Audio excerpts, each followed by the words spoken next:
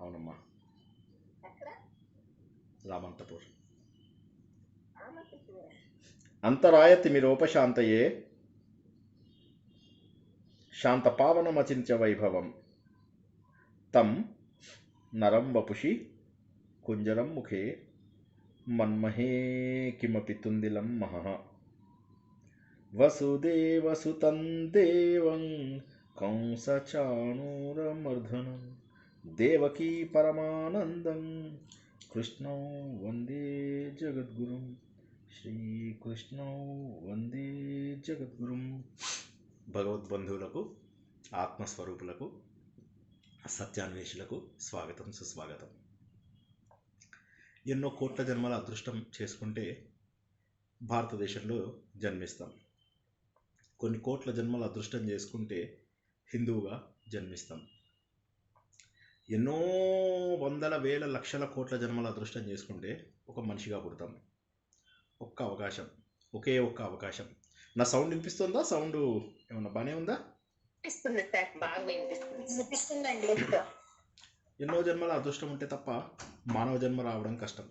వచ్చిన మానవ జన్మలో ఎక్కువ శాతాన్ని వివాదాలతోటి గడుపుతూ ఉంటాం. అయిపోయింది, చూస్తూ చూస్తూ జీవితం జరిగిపోతుంది. ఎవరి కోసమో సమయం ఎదురు చూడదు, అయిపోయింది. ఏదైతే జీవంతో ఉన్నటువంటి ఈ కర్ర పడిపోయే అవకాశం ఉంది, ఏ క్షణంలో అయినా అవకాశం ఉంది. ఏం సాధించాం జీవితంలో? భగవంతుడు మనని తెలుసుకోమన్నవి తెలుసుకున్నామా? భగవంతుడు మనని ఏ మార్గంలో వెళ్ళమన్నాడో వెళ్ళామా? భగవంతుడు అందించినవి వేదాలు, ఇవి అపౌరుషేయాలు, ఇవి ఎవరూ రాయనివి. అందుకోసమనే మనం తెలుసుకున్నాం, చాలామంది కేవలము వేదాలు మాత్రమే ప్రామాణికంగా తీసుకుంటారు, ఇంకా మరే వేటిని కూడా ప్రామాణికంగా తీసుకోరు. ఉదాహరణకి దయానంద సరస్వతి వాళ్ళు ఏమని తీసుకుంటారంటే, బ్యాక్ టు వేదాస్, వేదాలు తప్ప మరేది కూడా మేము ఇష్టపడము. ఎవరండి అది మాట్లాడేది? దయచేసి మ్యూట్లో పెట్టుకోండి, లేదా కాల్లోంచి వెళ్ళిపోండి. వేదాలు తప్ప ఇక మరేదీ లేదు అన్నటువంటి విషయాన్ని గుర్తించారు వాళ్ళు. వేదాల, ఎందుకంటే వేదాల తర్వాత వచ్చినవన్నీ కూడా ఎవరో ఒకరు రాసినవి. వేదాలు మాత్రమే ఋషులు దర్శించి మనకు అందించారు. కాబట్టి వేదాలే మనకు ప్రామాణికం, ఇంకా మరి ఏవి కూడా మనకు ప్రామాణికం కాదు. కాబట్టి వీళ్ళు ఏం చేశారంటే, వేదాలలో ఉన్నవి తప్ప మిగతావన్నీ మనకు అవసరం లేదు అని చెప్పేసి వాదించారు. అయితే సరే, ఏదైనప్పటికీ కూడా మనకు వేదవ్యాసుడు రావడము, పురాణాల రూపంలో, రామాయణ మహాభారత ఇతిహాసాల రూపంలో మనకు కొన్ని కావ్యాలు అందించడం, తద్వారా మనకేమైందంటే జీవితము సులభం అయిపోయి దాన్ని అర్థం చేసుకోవడానికి మరింత సులభంగా, అంటే ఇంకా కాస్త సులభంగా మనము వేదాలను అర్థం చేసుకునేటటువంటి అవకాశం వచ్చింది పురాణాల ద్వారా, రామాయణ మహాభారతాల ద్వారా. అయితే ఒక చిన్న సమస్య ఎక్కడొచ్చి పడిందంటే, రామాయణ మహాభారతాలు కానీ పురాణాలు కానీ చదువుతున్నప్పుడు మనం కథలు గుర్తిస్తాము, ఆ కథ వెనకాల ఉన్నటువంటి తత్వాన్ని గుర్తించము. మనం ఎన్నోసార్లు చెప్పుకున్నాము, ఈ సంగతి మీ అందరికీ తెలిసే ఉంటుంది. రామాయణంలో 24,000 శ్లోకాలు ఉన్నాయి. ఆ 24,000 శ్లోకాలలో కథ తీసుకుంటే మేబీ ఒక 4-5,000 శ్లోకాలు ఉంటుందేమో. మిగతా 20,000 శ్లోకాలు తత్వమే. అయితే తత్వాన్ని ఎవరు గుర్తించారు? సరే, మనం భాగవతం చెప్పుకున్నాం, భాగవతం 65 వారాలు చెప్పుకున్నాం, 65-70 వారాల పాటు మెయిన్ భాగవతం. అది కాక మళ్ళీ భాగవతంలో ఇతర భాగాలన్నీ ప్రత్యేకంగా చెప్పుకున్నాం. ఏది? కపిల గీత, గోపికా గీతలు, తర్వాత శృతి గీతలు, ఇవన్నీ మళ్ళీ మనం ప్రత్యేకంగా చెప్పుకున్నాం. సో ఇవన్నీ కలుపుకుంటే సుమారుగా ఒక 100 వారాలు చెప్పుకున్నాం. 100 వారాలు చెప్పుకున్నాము. అయితే తత్వంతో చెప్పుకున్నాం మనము, ఎందుకంటే నారాయణ గుహ్యం లాంటివి, నారాయణ కవచం లాంటివి, హంస గుహ్యం లాంటివి మరింత వివరంగా మనము ధ్యాన పద్ధతుల లోపల తెలుసుకున్నాం.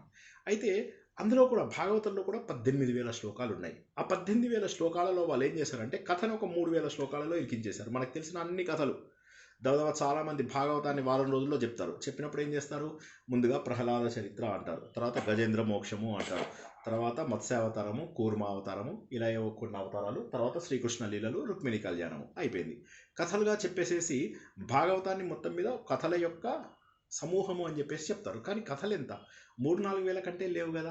మరి ఉన్నదంతా ఏంటి అంటే తత్వమే. ఉదాహరణకి ప్రహ్లాద చరిత్ర తీసుకున్నట్లయితే, ప్రహ్లాద చరిత్ర ఏదైతే ఉందో ఆ ఉన్న అన్ని శ్లోకాలు కూడా భగవంతుడి తత్వం గురించి మాట్లాడతాయి. ఒకసారి, 2 సార్లు, 3 సార్లు, 4 సార్లు, ప్రతిసారి కూడా తత్వమే మాట్లాడతాయి, భగవంతుడి యొక్క స్వరూపం గురించి మాట్లాడతాయి. ఏ సత్యాన్నైతే మనం చదువుకుంటున్నటువంటి వేదాలు అందిస్తున్నాయో ఆ సత్యాన్ని బాగా మనకు రుబ్బి రుబ్బి రుబ్బి రుబ్బి రుబ్బి రుబ్బి గ్రైండ్ చేసి దాన్ని మనకు ఒక చిన్న పేస్ట్ లాగా అందిస్తాయి. అంటే ఎంత గొప్పవో గుర్తించండి ఇవి. కానీ మనం ఏమైంది అందులో కథను గుర్తించేసేసి ఏనుగును కాపాడినటువంటి దేవుడు నన్ను ఎందుకు కాపాడు బస్ అంతే, అక్కడ ఆగిపోతున్నాం. కానీ అలా ఆగిపోతామా?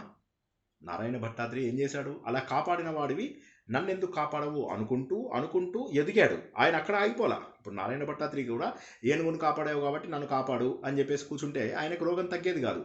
కానీ ఆయన ఏం చేశాడు? మరింత భాగవతంలోకి వెళ్ళాడు, మరింత భాగవతంలోకి వెళ్ళాడు, మరింత ముందుకెళ్ళాడు, మరింత ముందుకెళ్ళాడు, మరింత ముందుకెళ్ళాడు. అలా వెళ్ళేసరికి ఏమైందంటే ఆయనకు కథతో పాటుగా తత్వం తెలిసింది. చిన్నప్పుడు మనం స్కూల్కి వెళ్ళాలంటే ఏం చేస్తారు? ఒక చాక్లెట్ ఇస్తారు చేతికి, లేకపోతే ఇలా వెళ్ళు అంటారు. శుక్రవారం రాగానే పోన్లే శని ఆదివారాలు వచ్చాయి కదా, ఇంకా ఈ ఒక్కరోజు వెళ్తే చాలే అని ఇలా పిల్లలకి ఏదో రకంగా స్కూల్కు పంపించడానికి ప్రయత్నం చేస్తారు. అలా వెళ్తారు, ఇష్టమున్నా లేకున్నా స్కూల్కి వెళ్తారు. తర్వాత ఒక సమయం తర్వాత వారికి స్కూల్కు వెళ్ళడం చెప్పాల్సిన అవసరం లేదు. వాళ్ళంతట వాళ్ళే వెళ్తారు, వాళ్ళంత వాళ్ళే బాధ్యతగా ఉంటారు. తల్లిదండ్రులు చెప్పకపోయినా అందరూ పడుకున్నా కూడా కూర్చొని చదువుకునేవాళ్ళు. మా ఇంట్లో అందరూ పడుకునేవాళ్ళు. నాకు ఒక్కడికి చిన్న ఇల్లు కదా, అందరికీ ఇది అవ్వకూడదు, అట్ ద సేమ్ టైం నేను లైట్ వేసుకోకూడదు. సో ఎంతో కష్టమయ్యి అలా చదువుకున్నటువంటి రోజుల లోపల మరి ఎవరు నేర్పించారు? అంటే ఎవరు నేర్పించరు, అది ఆటోమేటిక్గా మనకు ఒక బాధ్యతగా వస్తుంది. అంటే ఎదగగా ఎదగగా ఒక మనిషి పరిణతి సాధిస్తాడు, పరిణతి సాధిస్తాడు. అదేవిధంగా భాగవతంలో కానీ, భారతంలో కానీ, రామాయణంలో కానీ ఏదో ముందు కొద్దిగా ఓ 10 శ్లోకాలు చదివితే మంచిది. మంచిది అంటే ఏం మంచిది? అన్నీ మంచి జరుగుతాయా? ప్రతి మనిషికి అన్నీ మంచి జరుగుతాయని ఎవరైనా అన్నారంటే అది అబద్ధం. జరిగేదంతా మన మంచికి అనుకోవడం అది వేరు. కానీ అన్నీ మంచి జరుగుతాయి అంటే అది తప్పు, అది అబద్ధం. అలా అంటే నాకు బీపీ రాదు, షుగర్ రాదు, థైరాయిడ్ రాదు, యాక్సిడెంట్లు కావు, రోగాలు, రోడ్ల మీద చచ్చిపోరు జనాలు, తల్లిదండ్రులు చనిపోతారు, పిల్లలు చనిపోతారు, అర్ధాయుష్యుతో ఎంతోమంది చనిపోతూ ఉంటారు, ఆకలి చావులతో ఎంతోమంది ఉంటారు. కాబట్టి మనం కోరుకుంటేనే భగవంతుడు ఇస్తాడు అనేది అసత్యం. కోరుకున్నా కోరుకోకపోయినా వచ్చే ఫలితాలు మాత్రం వచ్చి తీరుతాయి. కాబట్టి ఏంటంటే సత్యాన్ని తెలుసుకోవడానికే ప్రయత్నం చేయాలి. కోరికలు మళ్ళొకసారి చెప్తున్నాం, కోరికలు తీర్చుకొని బతకడం ఒక ఒక ఒక పద్ధతి, సత్యాన్వేషణ కోసం వెళ్ళడం ఒక పద్ధతి. కోరికలు తీసుకోవడం అనేది ప్రాథమిక స్థాయి. తీసుకున్నప్పుడు ఏమవుతుంది? మనం పరిణతి వస్తుంది, కోరికలు తీరవు, పరిణతి వస్తుంది అంతే. పరిణతి వచ్చిన తర్వాత అందులో ఉన్న సత్యాన్ని తెలుసుకుంటాం. అదేవిధంగా వేదాలు కూడా ఏం చేశాయంటే అలా ముందుగా మనకు సంహిత, బ్రాహ్మణము, అరణ్యకము, ఉపనిషత్తు ముందు మెల్లగా మంత్రాలు నేర్పించాయి. మంత్రాలు నేర్పించిన తర్వాత బ్రాహ్మణం వచ్చేసరికి డబ్బు ఎలా సంపాదించాలి, ఏంటి, కోరికలు ఎలా తీర్చుకోవాలి, పుత్రకామేష్టి యాగము, అశ్వమేధ యాగము, ఇలా రకరకాల యాగాలు, క్రతువులు అన్నీ కనిపెట్టేసేసి వాళ్ళందరికీ ఎలా యజ్ఞయాగాదులు చేయాలి ఇవన్నీ నేర్చుకుంటాం. తర్వాత వచ్చేసరికి అరణ్యకం, మెల్లమెల్లగా సమాజానికి మనం దూరంగా ఎలా ఉండాలి. చివరగా అయిపోయింది, నేను భగవంతుడి లోపల ఐక్యమైపోతాను, నాకు భగవంతుడికి ఏ విధమైనటువంటి తేడా లేదు.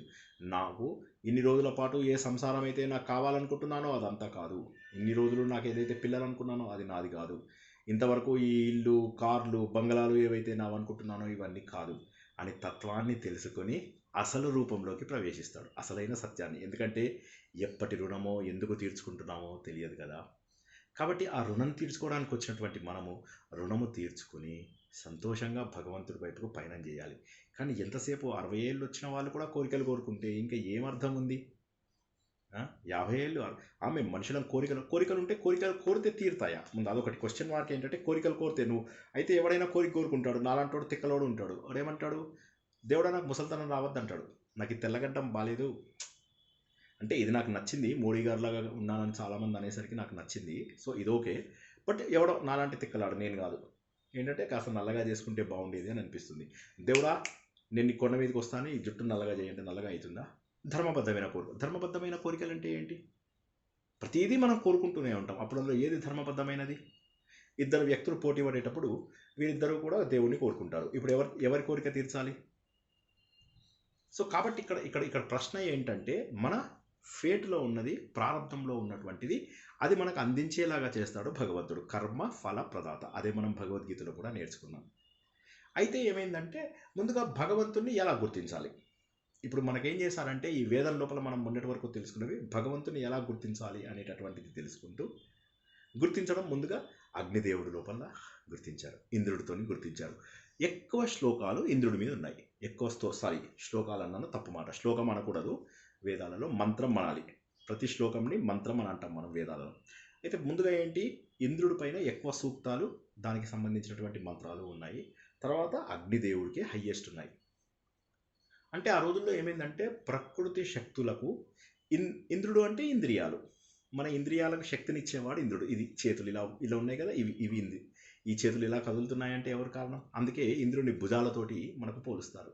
కాబట్టి ఏంటి, మనలోని ఇంద్రియాలు, కర్మేంద్రియాలు, జ్ఞానేంద్రియాలు, వీటన్నిటికీ కూడా కారణమైనటువంటి ఇంద్రుడు అగ్నిదేవుడు. మన శరీరం అంతా కూడా అగ్నే ఉంది, వారిని పూజించేవారు అనేది తెలుసుకున్నాం.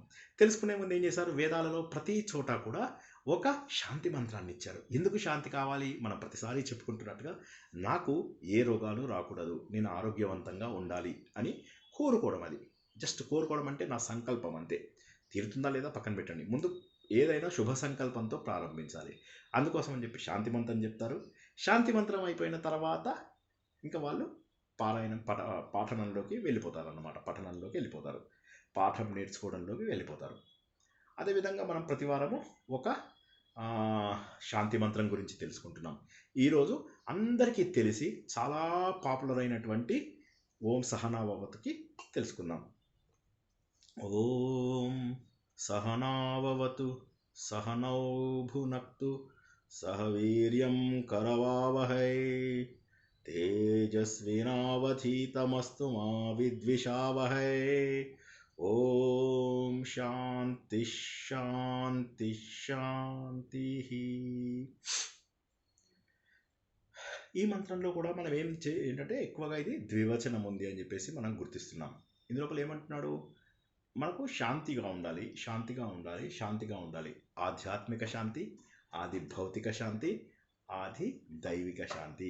నాకు ఏ విధమైనటువంటి వ్యాధులు రాకూడదు, నాకు ఫీవర్ రాకూడదు, కోల్డ్ రాకూడదు అనుకునేది మొదటి శాంతి. రెండవది ఏంటి, నాకు బయట వాటి ద్వారా నాకు ఏ విధమైన ప్రమాదం ఉండకూడదు. కుక్క కరవకూడదు, నక్క కరవకూడదు, పాము కరవకూడదు, ఈగలు, దోమలు, చీమలు, ఇవన్నిటి ద్వారా నాకు ఏ విధమైన రోగాలు రాకూడదు. అది అతి భౌతిక. అతి దైవిక అంటే యాక్ట్స్ ఆఫ్ గాడ్, అంటే సునామీలు, భూకంపాలు, అగ్ని ప్రమాదాలు వీటి ద్వారా రాకూడదు అని. రాకూడదు అన్నప్పుడు మరి ఏమైంది, గురువు దగ్గర శిష్యుడు కూర్చున్నాడు. ఇద్దరు కూడా మనకే విధమైనటువంటి ప్రతిబంధకాలు రావాలి, ప్రతిబంధకాలు రాకుండా మనకు విద్యాభ్యాసం పూర్తి కావాలి. కాబట్టి ఈ ప్రార్థన ద్వారా ఏంటంటే వాళ్ళిద్దరూ కూడా మా ఇద్దరికీ కూడా మంచి జరగాలంటున్నారు. వాళ్ళు నాకు జరగాలి, మా గురువు గారికి మంచి జరగకూడదనో, లేకపోతే గురువు గారికి బాగుండాలి నాకు బాగుండకూడదనో త్యాగాలు లేవు ఇక్కడ. ఇద్దరం సమానమైనగా గురువు నువ్వు, నేను శిష్యుడని మన ఇద్దరిని కూడా భగవంతుడు రక్షించునుగాక. మన ఇద్దరము కూడా ఈ ప్రపంచంలో ఉన్నటువంటి సంపద అంతా కూడా మనని పోషించాలి. అంటే మనకి ఎప్పుడు పోషణకు ఏ విధమైనటువంటి ఇబ్బంది ఉండకూడదు. మన ఇద్దరం కలిసి ఒక శక్తితో, ఒక గట్టి ప్రయత్నంతో, వీర్యం, ఒక శక్తితో మనం ఇద్దరము కలిసి కష్టపడదాము. కరవావహై, ఇది ఇక్కడ మనకి ఎట్లా అంటే మొన్న మనం తెలుసుకున్నాం కదా, వందే వందావహై వందామహై అని చెప్పేసి తెలుసుకున్నాం కదా మనం ఆత్మనేపది. అలాగనమాట కష్టపడతాము, మేము కష్టపడతాము. కరవావహై, కష్టపడతాము. ఎలా కష్టపడతాము? అధీతం అంటే అధ్యయనము చేయడము. మనం అధ్యయనం చేద్దాం. మనం ఇద్దరము చేసేటటువంటి ఈ స్వాధ్యాయం ఏదైతే ఉందో, స్వా ప్లస్ అధ్యాయము, స్వాధ్యాయము, మన గురించి మనం తెలుసుకోవడం నంబర్ 1, మనం ఇద్దరము కలిసి తెలుసుకోవడం నంబర్ 2, తర్వాత మనం ఏదైనా సరే నా సొంతగా అధ్యయనం చేయడం, లేదా ఎవరైనా చెప్తే తెలుసుకోవడము, ప్రవచనాల రూపంలో కావచ్చు, పాఠముల రూపంలో కావచ్చు. ఇది ఏదైతే ఉందో ఈ విధమైనటువంటి మనం చేసేటటువంటి స్వాధ్యాయం అనేటటువంటిది అది తేజోవంతమవుగాక. అంటే ఇట్ విల్ బి సక్సెస్ఫుల్. అది ఎప్పటికీ కూడా ఫలవంతం కాకుండా ఉండకూడదు. తేజవంతం అంటే అందులో లైట్ రావాలని కాదు, అక్కడ ఫలవంతం అవ్వాలి. మనమిద్దరము ఎప్పుడూ కూడా ద్వేషించుకోకుండా ఉండాలి. ఎందుకంటే ద్వేషం అనేది వచ్చిందంటే మధ్య లోపల పని అయిపోతుంది, మనం చేయవలసినటువంటి పని చేయలేము. కాబట్టి గురువు శిష్యుడు వీళ్ళిద్దరూ కలిసి ఒక అద్భుతమైనటువంటిది కోరుకుంటున్నారు. ఏమిటంటే ఆలోచనలలో ఇప్పుడు ఇవాళ చూసినట్లయితే మన సంబంధాలలో కానీ, లావాదేవీల లోపల కానీ, శిక్షణల్లో ప్రతి చోట కూడా ఒక గివ్ అండ్ టేక్, అంటే బిజినెస్ మోడ్లోకి వచ్చేసాం. బిజినెస్ మోడ్లోకి రావడం వల్ల ఏమైందంటే నువ్వు నాకు ఇది ఇస్తే నేను ఇది ఇస్తాను. కానీ పూర్వకాలంలో అలా ఉండేది కాదు. నేను మంచాన్ని అని ఎలా గుర్తిస్తాను అంటే నా నోరు మంచిదైతే అయిపోయింది. కాబట్టి ఆ నోరు సహనంలో ఎలా పెట్టుకోవాలి? మనం ఇద్దరం ఎదురుగా కూర్చున్నాం. ఎదురుగా కూర్చుని మనం మాట్లాడుకుంటే ఏదో ఒక వాదన వచ్చేస్తుంది, ఏదో ఒక రకమైనటువంటి ఇబ్బంది వస్తుంది. ఏదో ఒక చిన్న కారణాల వల్ల ఏమవుతుందంటే బంధాలు కూడా విడిపోతూ ఉంటాయి. కాబట్టి మన లోపల ఒక్కొక్కసారి దురుద్దేశం ఉండి అంటాము, ఒక్కొక్కసారి ఏ దురుద్దేశం లేకపోయినా కూడా మనము అనే మాటల లోపల అవతల వాడికి ఏదో ఒక దురుద్దేశం వినిపించే అవకాశం ఉంది. కాబట్టి మన రాతలో ఏ కర్మ ఉందో, మనం మాట్లాడే వాటిలో అతనికి ఏ చెడు తగులిస్తుందో. కాబట్టి ఏంటంటే ఈ మంత్రాన్ని చదివినప్పుడు మన ఇద్దరి మధ్య ద్వేషం రాకూడదు. గురువు చెప్తున్నప్పుడు పొద్దున్నే లేవాలి అని అన్నాడు. వాడు అదే రోజు కర్మగాలి వాడు శిష్యుడు పొద్దున్న లేచాడు, పొద్దున్న లేవలేదు. వాడు అంటాడు, చూసావా నన్ను గురువు కావాలని అన్నాడు అని చెప్పేసి అనుకుంటాడు. అలాంటివేవి రాకూడదు, మా మధ్య విద్వేషాలు రాకూడదు. కాబట్టి ఈ మంత్రాన్ని చదువుకున్నట్లయితే ఇప్పుడు గురువుని, మనకు గురువు అనేది కాదు అసలు ఈ రోజుల్లో చాలా తొందరగా మనము అవతల వాడిని ప్రేమిస్తున్నాం, చాలా తొందరగా అవతల వాడిని ద్వేషిస్తున్నాం కూడా. ఏ ఒక్క కారణం దొరికినా కూడా మనం అవతల వాళ్ళని ద్వేషించడానికి సిద్ధమైపోతున్నాము. కాబట్టి ఏంటంటే అంటే అవతల వాళ్ళతో ఫైటింగ్ చేయకూడదని కాదు, అది ఒక కన్స్ట్రక్టివ్ అయినట్టయితే చెయ్యాలి. కానీ ఇక్కడ ఏంటంటే అనవసరమైనటువంటి వివాదాలు మా ఇద్దరి మధ్య జరగకూడదు. ఎందుకంటే మేమిద్దరము కూడా ఒక బృహత్ కార్యాన్ని ప్రారంభించాము. మనం అంతకుముందు భద్రం కర్ణేవి దాంట్లోపల కూడా ఏమని తెలుసుకున్నాము, మా మధ్య వివాదాలు రాకూడదు. ఎందుకు, మాకు అన్ని చోట్ల నుంచి మంచే వినాలి, మేము మంచే చేయాలి, మేము యజ్ఞము అవి చేసినటువంటి గొప్ప ఇదున్న వాళ్ళం, మాకు అన్ని రకాలుగా మా చెవులు మంచే వినాలి, మా అంటే ఏంటంటే ప్రతిదీ మంచి జరగాలి అనేటటువంటి సంకల్పం. అది జరుగుతుందా లేదా పక్కన పెట్టండి, కానీ ముందేంటంటే మన సంకల్పం ద్వారా ఏమవుతుందంటే గురు శిష్యులు ఎప్పుడూ కూడా మన ఇద్దరము వృద్ధి అవుతున్నాం. చెప్పడం ద్వారా నేను వృద్ధి అవుతున్నాను, వినడం ద్వారా నువ్వు వృద్ధి అవుతున్నావు. అందులో గురువుకి శిష్యులు తనకంటే తెలివైన వాళ్ళైతే ప్రపంచంలో ఏ గురువుకైనా సంతోషం ఉంటుంది. అయితే ఈ రోజుల్లో ఏంటంటే డబ్బా కొట్టుకోవడం ఉండడం వల్ల మనకేమైపోతుందంటే వాళ్ళు నా శిష్యులు, నువ్వు నా దగ్గర నుంచి వెళ్ళిపోతావా, నిన్ను నేను చీల్చి చెండాడేస్తాను, నిన్ను చంపేస్తాను, నిన్ను నీ దగ్గరికి ఎవరు రాకుండా చేస్తాను, ఇలాంటి చెడు ప్రయత్నాలు జరగడము. నా దగ్గర ఒకసారి శిష్యుడు అయ్యాడంటే వాడు జీవితాంతం శిష్యుడే అవ్వాలి. మీరు ఆర్ట్ ఆఫ్ లివింగ్కి వెళ్ళారనుకోండి, వాళ్ళు జీవితాంతం ఆర్ట్ ఆఫ్ లివింగ్లోనే ఉంటారు. ఆయన ఎప్పుడు గురువే, వీళ్ళు ఎప్పుడు శిష్యులే. మీరు దత్తపీఠంకి వెళ్ళారనుకోండి, ఆయన ఎప్పుడు గురువే ఇలా ఆశీర్వదిస్తూ ఉంటాడు, మీరు కింద శిష్యులే. మీరు ఇషాకి వెళ్తే ఆయన ప్లేస్ ఎవరో రీప్లేస్ చేయరు, ఆయన అక్కడే ఉంటాడు, మీరు కిందే ఉంటారు. ఇది జీవితాంతం. అంటే మనలో ఉన్నటువంటి ఎదుగుదల వారిదే. కానీ మరి పూర్వకాలంలో ఇలా ఉండేదా? ఇలా ఉండేది కాదు. గురువులు ఎప్పుడు వాళ్ళ శిష్యులు వాళ్ళని మించిపోవాలి అని అనుకునేవాళ్ళు. అర్జునుడు అందుకోసం ఏమని బాధపడతాడు, దేవుడా ఇన్నాళ్ళు నేను నీకంటే ఒక 2 అడుగులు ముందు నడిచాను, నన్ను క్షమించు. నీకంటే 2 ముద్దలు అన్నం ఎక్కువ తిన్నాను పక్కన కూర్చున్నప్పుడు, నన్ను క్షమించు. ఎప్పుడు పడితే అప్పుడు నేను ఏదో ఒక మాట అంటే, అరే గొల్లోడా, అరే యాదవుడా, అరే ఇటు చూడరా, ఏదో ఒకటి అనుకుంటూ నిన్ను కొన్ని జోక్స్ చేసి ఉండొచ్చు, వాటన్నిటికీ నన్ను క్షమించు. సో అంటే గురువుకి ఇచ్చేటటువంటి ఆ రెస్పెక్ట్ ఎలా ఉండేది. అట్ ద సేమ్ టైం శిష్యుడికి గురువు ఎంత రెస్పెక్ట్ ఇస్తాడు. అర్జునుడు ఏమంటాడు శ్రీకృష్ణుని, నీ ఇటువంటి మాటలతో నన్ను ఎందుకు కన్ఫ్యూజ్ చేస్తున్నావు, కలగాపులగం అయిపోతున్నాను నేను, నా మతి భ్రమిస్తోంది, నువ్వు ఎంత చెప్పినా సరే నేనైతే యుద్ధం చేయను, అడుక్కునైనా తింటాను కానీ యుద్ధం చేయను. సో గురువు శిష్యుడు ఇద్దరు కూడా ఒక స్నేహితుల్లాగా ఉండేవాళ్ళు. ఒకసారి మీరు చూసినట్లయితే ఈయన కుచేలుడు, శ్రీకృష్ణ భగవానుడు అడవిలోకి వెళ్తున్నప్పుడు గురుపత్ని ఏం చేస్తుంది, ఆవిడ నాన్న వెళ్తున్నారా మీరు, రాత్రి అయితే ఒక్క నిమిషం ఆగి అటుకులు తింటూ వెళ్ళండి. ఏ తల్లి ఆవిడ, కానీ నిజమే తల్లిలాగానే చూసుకునేది. గురువు అంటే అది డెఫినేషన్. అవతల శిష్యుల కోసం అని చెప్పి తన దగ్గర నేర్చుకునే వాళ్ళ కోసం తప్పించేవాడు. తను ఎంత కష్టపడ్డా సరే తన శిష్యులు బాగుండాలి అనుకునేవాడు గురువు. ఎంత కష్టపడ్డాడు ద్రోణాచార్యుడు, ఎంత కష్టపడ్డాడు అర్జునుడిని బాగు చేయడానికి. అర్జునుడి కోసమని ఎన్ని రకాలు ఆయన ఇది తింటాడు. అర్జునుడు యుద్ధంలోకి వచ్చి ఎదురుగా నిలబడ్డా సరే ఈయనకు గర్వం, బా నా శిష్యుడు ఎదురుగా నన్ను చంపడానికి సిద్ధంగా ఉన్నాడు, నా ఎదురుగా ఉన్నాడు అని అనుకోవట్లేదు, నా శిష్యుడు అని చెప్పేసి అర్జునుడిని చూసి మురిసిపోతూ ఉంటాడు. అది మనకు కావాల్సింది. కాబట్టి ఏంటంటే నాకు ఎంతైతే మనస్ఫూర్తిగా ఇవన్నీ నేర్చుకోవాలందో నీకు కూడా అంతే మనస్ఫూర్తిగా నేర్చుకో. ఇది నేర్చుకుంటున్న సమయంలో మనకు ఏ విధమైనటువంటి వివాదము రాకూడదు. మన లోపల నువ్వు చెబుతున్నటువంటి మాట, నేను వింటున్నటువంటి మాట ఒకే రకమైన అర్థాన్ని ఇవ్వాలి. ఇద్దరము ఒకే విషయాన్ని మాట్లాడాలి, ఒకే విషయంలో ముందుకు వెళ్ళాలి అనేటటువంటి ఒక అద్భుతమైనటువంటి ఇది కూడా మనం మొన్న చెప్పుకున్నది భద్రం కర్ణేవి ఎట్లయితే కఠోపనిషత్తు అనుకున్నామో, ఇది కూడా కఠోపనిషత్తులో చెప్తారు, మన మహానారాయణి అందులోపల కూడా చెప్తారు. తర్వాత ఇది ఈశావ్యాస కాదు, ఇంకొక దాంట్లో కూడా చెప్తారు, శ్వేతాశ్వతరలో చెప్తారు, మహానారాయణలో చెప్తారు. కఠోపనిషత్తు చదివేటప్పుడు కూడా ఇది శాంతి మంత్రంగా, ఈ 3 ఉపనిషత్తులకు కూడా ఇది శాంతి మంత్రంగా చెప్తున్నారు. మనం మొన్న భద్రం కర్ణేవి అనేది కఠోపనిషత్తుకి ఎలా అయితే తెలుసుకున్నామో అదేవిధంగా ఇది కూడా ఈ 3ంటికి ఒక శాంతి మంత్రంగా చెప్పుకుంటారన్నమాట. ఇక మనము ఇవాళ వేద పాఠంలోకి వచ్చేద్దాం. వేద పాఠం లోపల మనం అగ్ని సూక్తం తెలుసుకుంటున్నాం. ఎవరు రాశారు అగ్ని సూక్తం చెప్పండి, ఎవరైనా జవాబు చెప్పాలి. విశ్వామిత్ర మధుచంద సార్. ఓకే, ఇంకెవరైనా జవాబు చెప్పగలరా?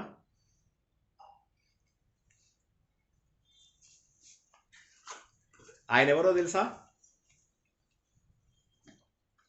తెలియదు సార్. విశ్వామిత్రుడి కొడుకు. ఫస్ట్ డే తెలుసుకున్నట్టున్నాం మనం. ఎనీవే, ఆయన ఈ శ్లోకాన్ని రాశాడు అని చెప్పేసి అన్నాను. అది తప్పు, ఆ మాట తప్పు. అవునా? అగ్ని సూక్తం రాసింది ఎవరు అన్నా నేను. సో సార్ మీ ప్రశ్న తప్పు అని చెప్పి అనాలి. ఎందుకు? వేదాలు అపౌరేష్ చేయాలి కాబట్టి, అది వేదంలో ఉంది కాబట్టి కరెక్ట్. ఎవరు రాయలేదు. కానీ మరి రాధిక చెప్పినది కరెక్ట్ కాదా? Correct, 100% correct. మధుచంద విశ్వామి మనకు చెప్పాడు ఆయన. మనకు దీన్ని అంటే ఏంటి, ఈ ప్రతి దానికి కూడా ఒక ఋషి దీన్ని దర్శించడం అంటూ జరుగుతుంది. ఋషులు అందుకే ఏమంటారంటే వాళ్ళని ద్రష్టలు అంటారు అన్నమాట. కాబట్టి ఎవరైతే విశ్వామిత్రుడి కుమారుడు ఉన్నాడో మధుచంద వైశ్వామిత్రుడు, ఆయన దీన్ని గుర్తుపట్టి ఇది దర్శించి అగ్ని రూపంలో మనం భగవంతుణ్ణి పూజించవచ్చు అని చెప్పేసి చెప్పాడు. ఇది ఏ ఛందస్సులో ఉందని తెలుసుకున్నాం ఎవరైనా సరే? Gayatri sir. Very good, correct. Gayatri ఛందస్సులో ఉంది. మీరు చెప్పకండి రాధిక, ఇంకెవరైనా చెప్పండి. గాయత్రి ఛందస్సులో ఎన్ని అక్షరాలు ఉంటాయని తెలుసుకున్నాం ఇంతకుముందు? 24 అంటే ఒక్కొక్క లైన్లో 24 కరెక్టే. 8. సో 8 అక్షరాలు ఉంటాయి. 8 కరెక్ట్. ఓకేనా? సో ఆ విధంగా ఆ 8 ఉన్నటువంటి వాటి లోపల మనము ఎక్కడ దాకా నేర్చుకున్నాము? ఓం అగ్నిం ఈలే పురోహితం, అక్కడి నుంచి మొదలెట్టుకున్నాం. ఎక్కడ దాకా తెలుసుకున్నాము? అగ్నినారై మష్ణవత్సు, అది అక్కడ దాకా తెలుసుకున్నాము.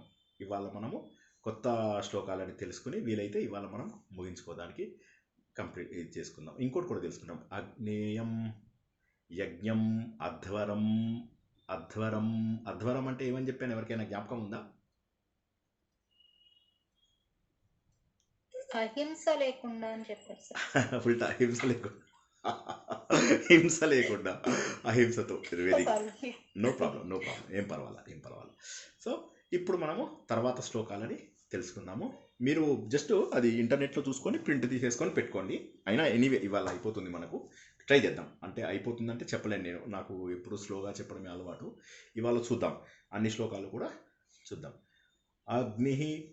అగ్నిర్హోత కవిక్రతు సత్యశ్చిత్రశ్రవస్తమః దేవో దేవేభిరాగమత్. అగ్ని హోత కవిక్రతు సత్యశ్చిత్రశ్రవస్తమః దేవః దేవేభిరాగమత్. ఆగమత్ అదన్నమాట. ఓకే, నెక్స్ట్ది యదంగదాశిసే త్వమగ్నే భద్రం కరిష్యసి తవే తత్సత్యమంగిరః. యదంగ శశి, ఇది వద్దులే, మొత్తం ఇంకా డీటెయిల్గా అయితే చాలా టైం పడుతుంది. నెక్స్ట్ చూస్తే ఉపత్వాగ్నే దివే దోషావస్థర్థియా వయం నమో భరంతేమసి రాజంతమధ్వరాణాం గోపామృతస్య దీదివం వర్ధమానం స్వేదమే. స నః పితేవ సూనవే అగ్నే సూపాయనో భవ సచస్వానః స్వస్తయే. అగ్నిలో మనం భగవంతుణ్ణి చూస్తున్నాం. అగ్ని అందరికంటే కూడా గొప్ప దేవుడు అనేటువంటి ఆలోచన మనం మొదటి నుంచి కూడా తెలుసుకున్నాం. అగ్ని సూక్తం అనేటటువంటిది మొదటి మండలంలో మొదటి అగ్నిం ఈలే పురోహితం దగ్గర మనం ఏమనుకున్నాము? అగ్నే, ఇది మనం ఏదైతే బ్రహ్మార్పణం, బ్రహ్మహవిహి, బ్రహ్మాగ్నౌ, బ్రహ్మనాహుతౌ అనేవి ఏవైతే తెలుసుకున్నామో అవన్నీ కూడా ఇందులో నుంచి వచ్చినవే. ఓకే, ఇలా వచ్చినవే. అవన్నీ ఏంటి? దాన్ని బట్టి మనం ఏం తెలుసుకుంటామంటే అగ్నే అన్ని యజ్ఞాలకు పురోహితుడు ఆయనే, దేవతలందరికీ ఋత్విజుడు కూడా ఆయనే హోత, ఆయనే సకల సంపదలు రత్నధాతవం అని చెప్పేసి మనం తెలుసుకున్నాం. తర్వాత ఏం తెలుసుకున్నాం? అగ్ని శాశ్వతుడు. ఇక్కడ అగ్ని శాశ్వతుడు అంటే అర్థం ఏంటి? ఎవరన్నా చెప్పగలరా?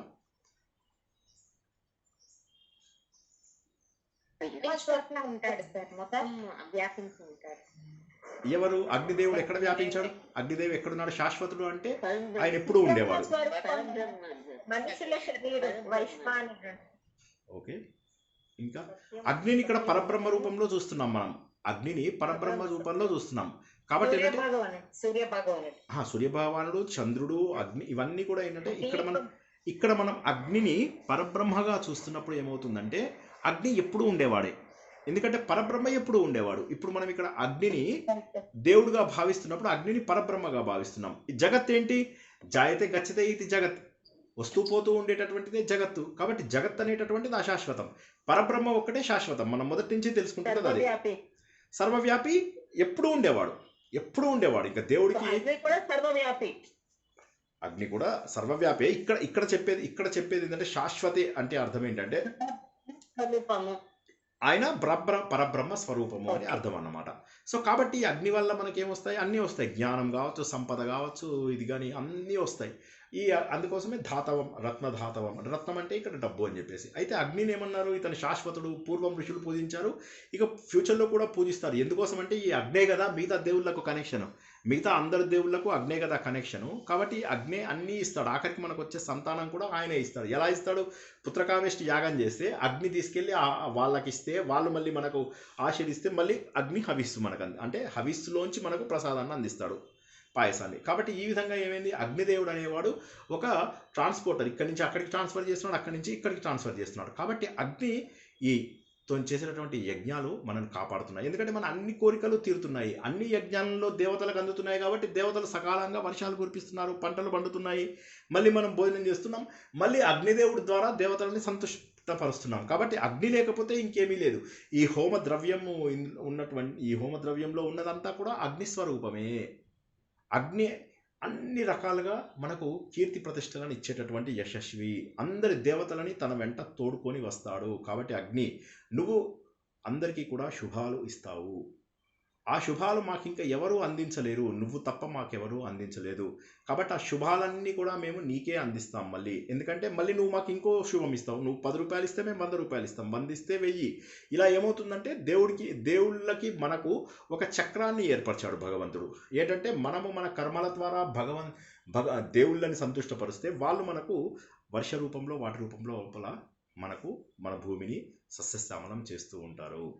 కాబట్టి నువ్వు అందరినీ సంతోషంగా ఉంచుతున్నావు. ఓ అగ్ని, నువ్వు రాత్రి పగలు నిన్ను మేము స్మరిస్తాము. నువ్వెందుకు? మా దోషాలన్నింటినీ నువ్వు దూరం చేస్తున్నావు. కాబట్టి నీ దగ్గరికే వెళ్తాము. నీకు మేము ఇప్పుడు భగవంతుడు పాపరహితుడు. కాబట్టి ఏంటి? భగవంతుడిని పూజించే ప్రతి ఒక్కడు కూడా దోషాలకు దూరం అవుతాడు. కాబట్టి ఓ అగ్ని, నిన్ను పూజించడం ద్వారా నువ్వు ఏ విధంగానైతే పవిత్రుడవో మేము కూడా అదే విధంగా పవిత్రులమవుతాము. ఓ అగ్ని, నువ్వు తేజోవంతుడివి, నువ్వు ప్రకాశవంతుడివి, నువ్వు ఈ యజ్ఞాలన్నింటికీ కూడా రక్షకుడవు, నువ్వే ఫలప్రదాతవు. ఇక్కడ ఫలప్రదాత అనేసరికి మళ్ళీ ఏమైంది? భగవంతుడు కర్మఫల ప్రదాత అనేటటువంటి మాటని గుర్తుపెట్టుకుని, కాబట్టి మనము ఈ విషయాన్ని ఇక్కడ గుర్తుంచుకోవాలి. అగ్నియే ఫలప్రదాత అంటే అగ్నిదేవుడే మన కర్మల యొక్క ఫలితాలను మనకిస్తున్నాడు. కాబట్టి అగ్ని, నువ్వు మా ఇంట్లో శాశ్వతంగా ఉండాలి, నిన్ను మా ఇంట్లో. అందుకోసం అని చెప్పేసి చాలామంది ఈ రోజుకు కూడా అగ్ని కార్యాలు అని చెప్పేసి ఇళ్ళలో చేస్తూ ఉంటారనమాట.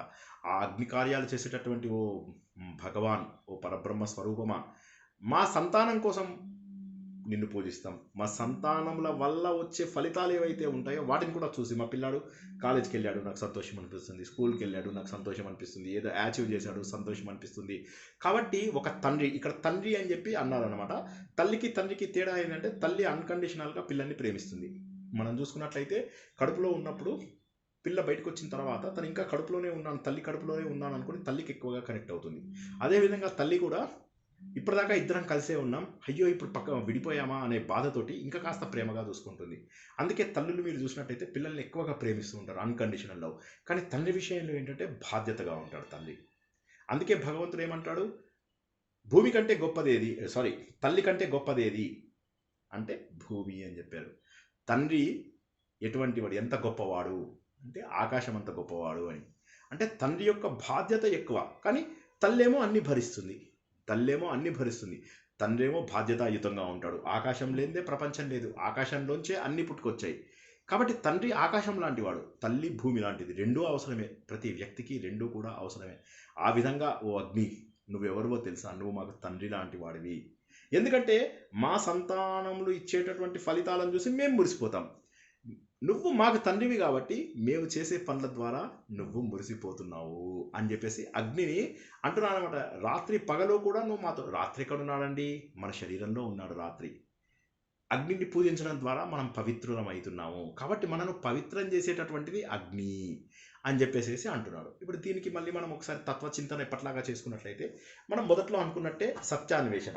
సత్యాన్వేషణ అంటే ఏంటి? అగ్నిని కేవలము దేవతలకు మా కోరికలు తీరుస్తున్నావు అగ్ని, తర్వాత మమ్మల్ని మాకు నువ్వు వెలుతురు రూపంలో ఉన్నావు, నిన్ను మేము రాత్రి పగలు పూజిస్తాము, మా ఇంట్లోపల కూడా అగ్ని కార్యాలు చేస్తాము, నువ్వు మమ్మల్ని తండ్రిలాగా పోషిస్తున్నావు. ఇవన్నీ జనరల్ మీనింగ్. దాని వెనకాల అర్థం కనుక మనం చూసుకున్నట్లయితే ఏ విధంగానైతే అగ్ని అన్నిటికంటే ముఖ్యమైనటువంటిది. అది కాక అగ్ని నాకు బుద్ధినిస్తుంది అన్నాం. బుద్ధి మనం మొన్న చెప్పుకున్నట్టుగా ఆనందమయ కోశానికి దగ్గర ఉంటుంది. మనం ఏమనుకున్నాం, ఒక్కొక్క కోశము దాటుకుంటూ వెళ్ళినట్లయితే ఆనందమయ అంటే అగ్ని మనకి ఇక్కడ తేజస్సుని కలిగిస్తుంది. ప్రచోదయాత్ ప్రచోదయాత్ సూర్యమండలంలో ఉన్నటువంటి ఆ చైతన్యం నన్ను దివ్యమైనటువంటి జ్ఞానం ఉన్నటువంటి వాడిగా, తేజోవంతుడిగా నన్ను ఇగ్నైట్ చెయ్యుగాక అని చెప్పడం. కాబట్టి అగ్ని ఏదైతే ఉందో అగ్నిలో ఉన్నటువంటి జ్యోతి మనను పరబ్రహ్మకు దగ్గర చేస్తుంది. ఈ ప్రపంచంలో మనం ఇంతకుముందు ఏం తెలుసుకున్నామో, పంచభూతాలు ఏవైతే ఉన్నాయో ఈ పంచభూతాలు కూడా భగవంతుడి సృష్టే, మనం కూడా భగవంతుడి సృష్టే. కాబట్టి ఇక్కడ ఇంకొక అర్థం ఏంటంటే, అగ్నిదేవుణ్ణి మనం ఇలా పూజించడం ద్వారా పంచభూతాలని మనం పూజిస్తున్నట్టు లెక్క. ఎప్పుడైతే మనం పంచభూతాలని పూజిస్తున్నామో వాటి దారిలో మనం వెళ్తున్నాం. అంటే గాలి వెళ్తున్న దిశలో మనం వెళ్తే సంతోషంగా వెళ్తాము, నీరు దొరికే దిశకి వెళ్తే మనం సంతోషంగా ఉంటాము.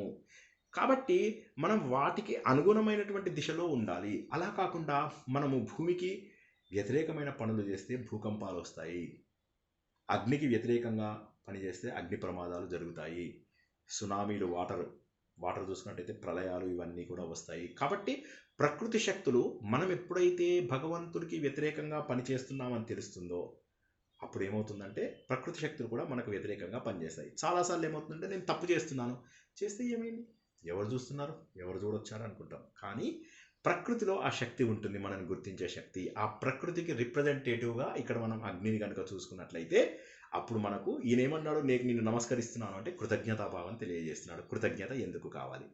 మనకు 4 రకాల పద్ధతులు ఉన్నాయి కృతజ్ఞత తెలియజేయడానికి. ఉపకారికి ఉపకారం, సరే వద్దు, అపకారికి అపకారం. ఎవరన్నా జవాబు చెప్పండి, ఎస్ మంచిదా కాదా? అపకారం చేసిన వాడికి అపకారం చేయాలి. తప్పు సార్, తప్పు సార్. అపకారికి ఉపకారమే చేయాలి.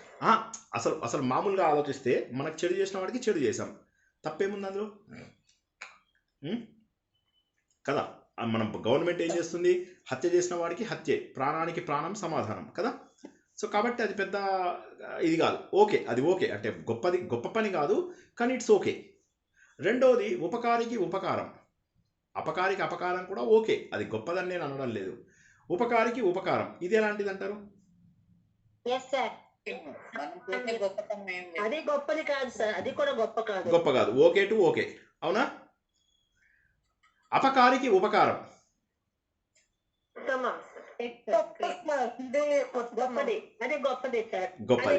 గొప్పది.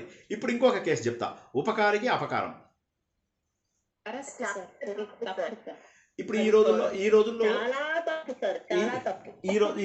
జరుగుతున్నది, ఈ రోజుల లోపల చెప్పండి, నిజంగా ఆలోచించండి, ఈ రోజుల్లో జరుగుతున్నది ఏంటి?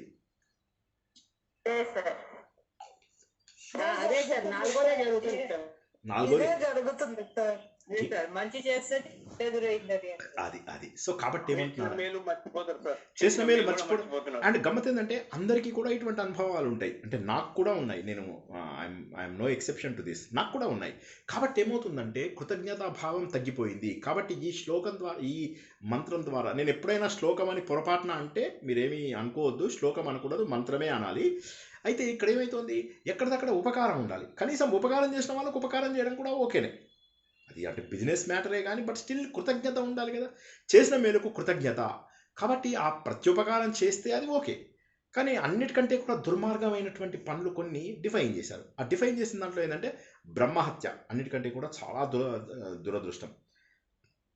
అంటే వేద సారం తెలిసినటువంటి వ్యక్తులను. బ్రహ్మ అంటే మళ్ళీ బ్రాహ్మణులను పట్టుకొని వీడు బ్రాహ్మణ కులంలో కాదు బ్రాహ్మణ కులంలో పుడితే వాడు వరస్ట్ జీవితం చేస్తున్నాడు ఈ రోజుల్లో.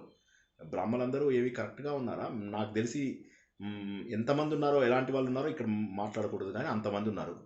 సో కాబట్టి బ్రాహ్మణులు అంటే ఎవరు? పుట్టకతో అందరూ శూద్రులు. సంస్కారం వేసిన తర్వాత వాళ్ళు ద్విజులు అవుతారు. వేదాలు నేర్చుకున్న తర్వాత వాళ్ళు విప్రులు అవుతారు. వాటి సారం తెలుసుకుంటే వాళ్ళు బ్రాహ్మణులు అవుతారు. అటువంటి వాళ్ళని చంపితే ఘోరమైన పాపము. డ్రింకింగ్ చేయడం అన్నిటికంటే కూడా ఘోరాతి ఘోరమైనటువంటి పాపం. దీనికి శుక్రాచార్యుడు శాపం పెట్టాడని మనము మహాభారతంలో కూడా తెలుసుకున్నాం. తర్వాత దొంగతనం అంటే నేను వేరే వాళ్ళ వస్తువులు తీసుకునేది ప్రతిదీ కూడా దొంగతనమే. దయచేసి ఇప్పటికైనా కూడా, మళ్ళీ నేను మాటకి క్లాస్ పీకుతున్నా అనుకోకుండా ఉంటే, దయచేసి వేరే వాళ్ళ దగ్గర వస్తువులు తీసుకోకండి, వస్తువులు ఇవ్వకండి. అంటే చిన్న చిన్న పెన్ను పేపర్ ఇలాంటివి ఒక టీ తాగించడము, పెన్ను పేపర్ ఓకే, అవి అంతవరకు ఓకే, కానీ అంతకంటే దాటకండి. అంటే అక్కడ ఇట్లా దేహి అనేవాళ్ళు చాలామంది ఉన్నారు, పెద్ద పెద్ద మఠాధిపతులు, పీఠాధిపతులు. వీళ్ళు కలెక్షన్ డ్రైవ్స్ అని చెప్పి చేస్తారనమాట. కలెక్షన్ డ్రైవ్స్ అని చెప్పేసి ఊర్లకు వెళ్ళి అక్కడ డబ్బులు కలెక్ట్ చేసుకుంటూ వస్తుంటారు. ఏమంటారంటే ఇలా ఆశీర్వదిస్తారు. కాళ్ళకు నువ్వు పాదాభివందనం చేసుకోవడానికి టైమ్స్ ఇస్తారు. మీరు రేపు గురువు గారిని కలుసుకోవచ్చు అని చెప్పేసి ఎంతోమంది వాళ్ళు టైం ఇస్తారు. పొద్దు నుంచి సాయంత్రం దాకా టైం ఇస్తారు. దానికి మనం స్పెషల్ డబ్బు కట్టాలన్నమాట. ఇలాంటివన్నీ మానేయండి. మీరు ఇవ్వకండి, వేరే వాళ్ళ దగ్గర తీసుకోకండి. ఇది దొంగతనము. తర్వాత వ్రతభంగము. ఇక్కడ వ్రతము అంటే ఏంటి? వ్రతము అంటే ఏంటంటే మన నోములు, వ్రతాలు, ఆ వ్రతం కాదు. ఇక్కడ వ్రతము అంటే ఏంటంటే ఒక పద్ధతి, ఒక ప్రిన్సిపుల్ అంటే ఏంటి? మనకు నిత్య నైమిత్తిక కర్మలు అని ఉన్నాయి. నిత్య నైమిత్తిక, ప్రాయశ్చిత్త, కామ్య, నిషిద్ధ కర్మలు అని ఉన్నాయి కదా. మనం కామ్య కర్మలు వదిలేసేయండి, నిషిద్ధ కర్మలు అసలు చేయకూడదు గ్యారంటీగా. ఎవరైతే నిత్య నైమిత్తిక కర్మలు ప్రశాంతంగా ప్రిన్సిపుల్డ్గా చేస్తున్నారో, అంటే చక్కటి నియమాలు పెట్టుకుని చేస్తున్నారో, వాళ్ళ నియమభంగము కానియ్యకండి. ఆ వ్రత భంగముకి చాలా దారుణము. దానికి ఏవో ప్రాయశ్చిత్తాలు ఉంటాయి. ఇవన్నిటికీ, ఇప్పుడు ఈ 4టికి కూడా ప్రాయశ్చిత్తాలు ఉంటాయి. కానీ ఈ 4 చేయకూడదు. కానీ వాటికి ప్రాయశ్చిత్తం ఉంది. అర్థమవుతుంది ఆ పాయింట్? ఈ 4 చేయకూడదు, కానీ వాటికి ప్రాయశ్చిత్తం ఉంది. ఏదో రకంగా మనం ఏదో చిన్నది చేసి దాని ముందు పోగొట్టుకోవచ్చు అనమాట. ప్రాయశ్చిత్త కర్మలు ఉంటాయి. వాటి ద్వారా బ్రహ్మహత్య చేస్తే దానికి నివారణ ఉంటుంది. మద్యం దాగి పాపాలు బాగా చేసినట్టయితే వాడికి ఉంటాయి. ఇలాంటి వాటికి ఉంటాయి. కానీ ఎవరైతే చేసిన మేలు మర్చిపోతారో దానికి మాత్రం ఏ విధమైన నిష్కృతి లేదు. దానికి ప్రాయశ్చిత్తం అనేది లేదు. ఈ పాయింట్ అర్థం కాని వాళ్ళు ఒకసారి అడుగుతారా? మళ్ళీ చెప్పనా? చెప్పండి. ఇప్పుడు బ్రహ్మహత్య చేశారనుకోండి. ఎవరైనా బ్రహ్మహత్య చేస్తే ఓకే, అది తప్పు, చాలా ఘోరమైనటువంటి పాపం. కానీ దానికి కూడా మన శాస్త్రాలలో ఆ పాపం తగ్గించుకోవడానికి కొంత మనకు ఏదో ఒక నియమం పెట్టి, ఇలా చేస్తే కొంత బ్రహ్మహత్య పాపం తగ్గుతుంది అని చెప్పి చెప్తారు. మద్యం తాగితే చాలా ఘోరం, అది చాలా తప్పు. తాగిన వాళ్ళందరికీ కూడా దానికి మళ్ళీ ఏదో నివారణ చేసుకుంటే, ఇంక ఇప్పటి నుంచి నేను తాగును అని చెప్పి డిసైడ్ చేసుకుని కొన్ని ప్రాయశ్చిత్తాలు చేసుకుంటే సరిపోతుంది. అదేవిధంగా దొంగతనం చేసిన వాడు ప్రాయశ్చిత్తం వచ్చి మారాడు అనుకోండి, వాడు పశ్చాత్తాపడి మారాడు అనుకోండి, అదే గొప్ప ప్రాయశ్చిత్తం. అదేవిధంగా వేరే వాళ్ళ వ్రతము, వాడు ఎవడో తపస్సు చేసుకుంటున్నాడు, నేను భంగం చేశాను, వాడు ఏదో మంచి పనిలో ఉన్నాడు, దారా సినిమాకి వెళ్దామని చెప్పి సినిమాకి తీసుకెళ్ళిపోయాను అంటే వ్యక్తిత్వం ఉన్న వ్యక్తిని తప్పుదారిలో ఇవి తప్పులు, కానీ వీటికి పరిహారాలు ఉన్నాయి. కానీ ఎవడైతే చేసిన మేలు మర్చిపోతాడో అది అన్నిటికంటే కూడా ఘోరమైనటువంటి అపరాధము. దానికి మాత్రం నిష్కృతి లేదు, దానికి మాత్రం పరిహారము లేదు. అందరికీ అర్థమైందా ఈ పాయింట్? అంత తప్పు అన్నమాట ఇది. అంటే చేసిన మేలు అదే జరుగుతుంది కదా సార్. అందుకే మరి అదే జరుగుతుంది కదా. మీరు ఒక్కసారి చూస్తే బయట ఎంత ఘోరంగా అనుభవిస్తున్న వాళ్ళు ఉన్నారు చూడండి. ఏ జన్మ పాపమో కూడా తెలియకుండా పుట్టుకతోటే ఘోరంగా కష్టాలు అనుభవిస్తున్న వాళ్ళని ఎంతమందిని చూస్తాను చెప్పండి. మన కళ్ళ ముందే చూస్తున్నప్పుడు మీకు ఒక్క నిమిషం మీకు అనిపించదా? ఈ కృతజ్ఞత వచ్చినటువంటి ఎవడైతే ఈ కృతజ్ఞత లేని వాడు ఉంటాడో వాడి మాంసాన్ని కుక్కలు కూడా తినవు అని చెప్పి ఒక స్టోరీ ఉంది. ఇప్పుడు ఆయన చెప్పినట్టుగా మహాభారతంలో వస్తుంది అది మనకు అవును. సో కాబట్టి మనం కూడా ఏంటంటే మనకు కనీసం మనకు మంచి చేస్తున్న వాళ్ళకి కృతజ్ఞతాపూర్వకంగా ఉందాం. కృతజ్ఞతాపూర్వకంగా అంటే ఏంటి? వాళ్ళకి ఏదో డబ్బులు ఇచ్చేసే అవన్నీ కాదు, మనసులో కృతజ్ఞత ఉంటే చాలు, అది సరిపోతుంది. కాబట్టి అటువంటి వాడి యొక్క ఇది మనము తినకూడదు అన్నటువంటిది ఉందన్నమాట. కాబట్టి ఈ విధంగా మనం ఏంటంటే యజ్ఞము చేసినప్పుడు ఏమైతే ఉంటుందో ఆ యజ్ఞం అనేది అంటే భగవంతుడు ఏమన్నాడు, పత్రం పుష్పం ఫలంతో ఏమన్నాడు, అంతే. అది కృతజ్ఞత కోసం. అంతేగాని నువ్వు నోములు చేయి, వ్రతాలు చేయి, నువ్వు అది చెయ్యి, నువ్వు ఇది చెయ్యి, అభిషేకాలు ఏం అనలేదు భగవంతుడు. ఏదైనా సరే ఏదైనా నువ్వు మనస్ఫూర్తిగా చేయి చాలు. జస్ట్ మనస్ఫూర్తిగా చేయి చాలు. కృతజ్ఞత తెలుపు. నాకు దేవుడా ఈ జన్మనిచ్చావు చాలు, అంతే. అదే కృతజ్ఞత. ఓకే. మిగతా శ్లోకాల వివరణ 2 శ్లోకాలు తెలుసుకున్నాము. మిగతా శ్లోకాల యొక్క ఎనాలిసిస్ వచ్చే వారం తెలుసుకుందాము. ఈరోజు చిన్న కథని మనం తెలుసుకుందాం. అద్భుతమైనటువంటి అగ్ని సూక్తంలో మనం 6 శ్లోకాలు పూర్తి చేసుకున్నాం ఇప్పటికీ. 6 శ్లోకాలలో కూడా మనం అగ్నిదేవుడు ఎంత గొప్పవాడు అని చెప్పి తెలుసుకుంటూ, అగ్ని అంటే మనము చేస్తున్నటువంటి అన్వేషణ, ఈ ప్రపంచంలో ఉన్నటువంటి పరబ్రహ్మ కోసం మనం చేస్తున్నటువంటి అన్వేషణ.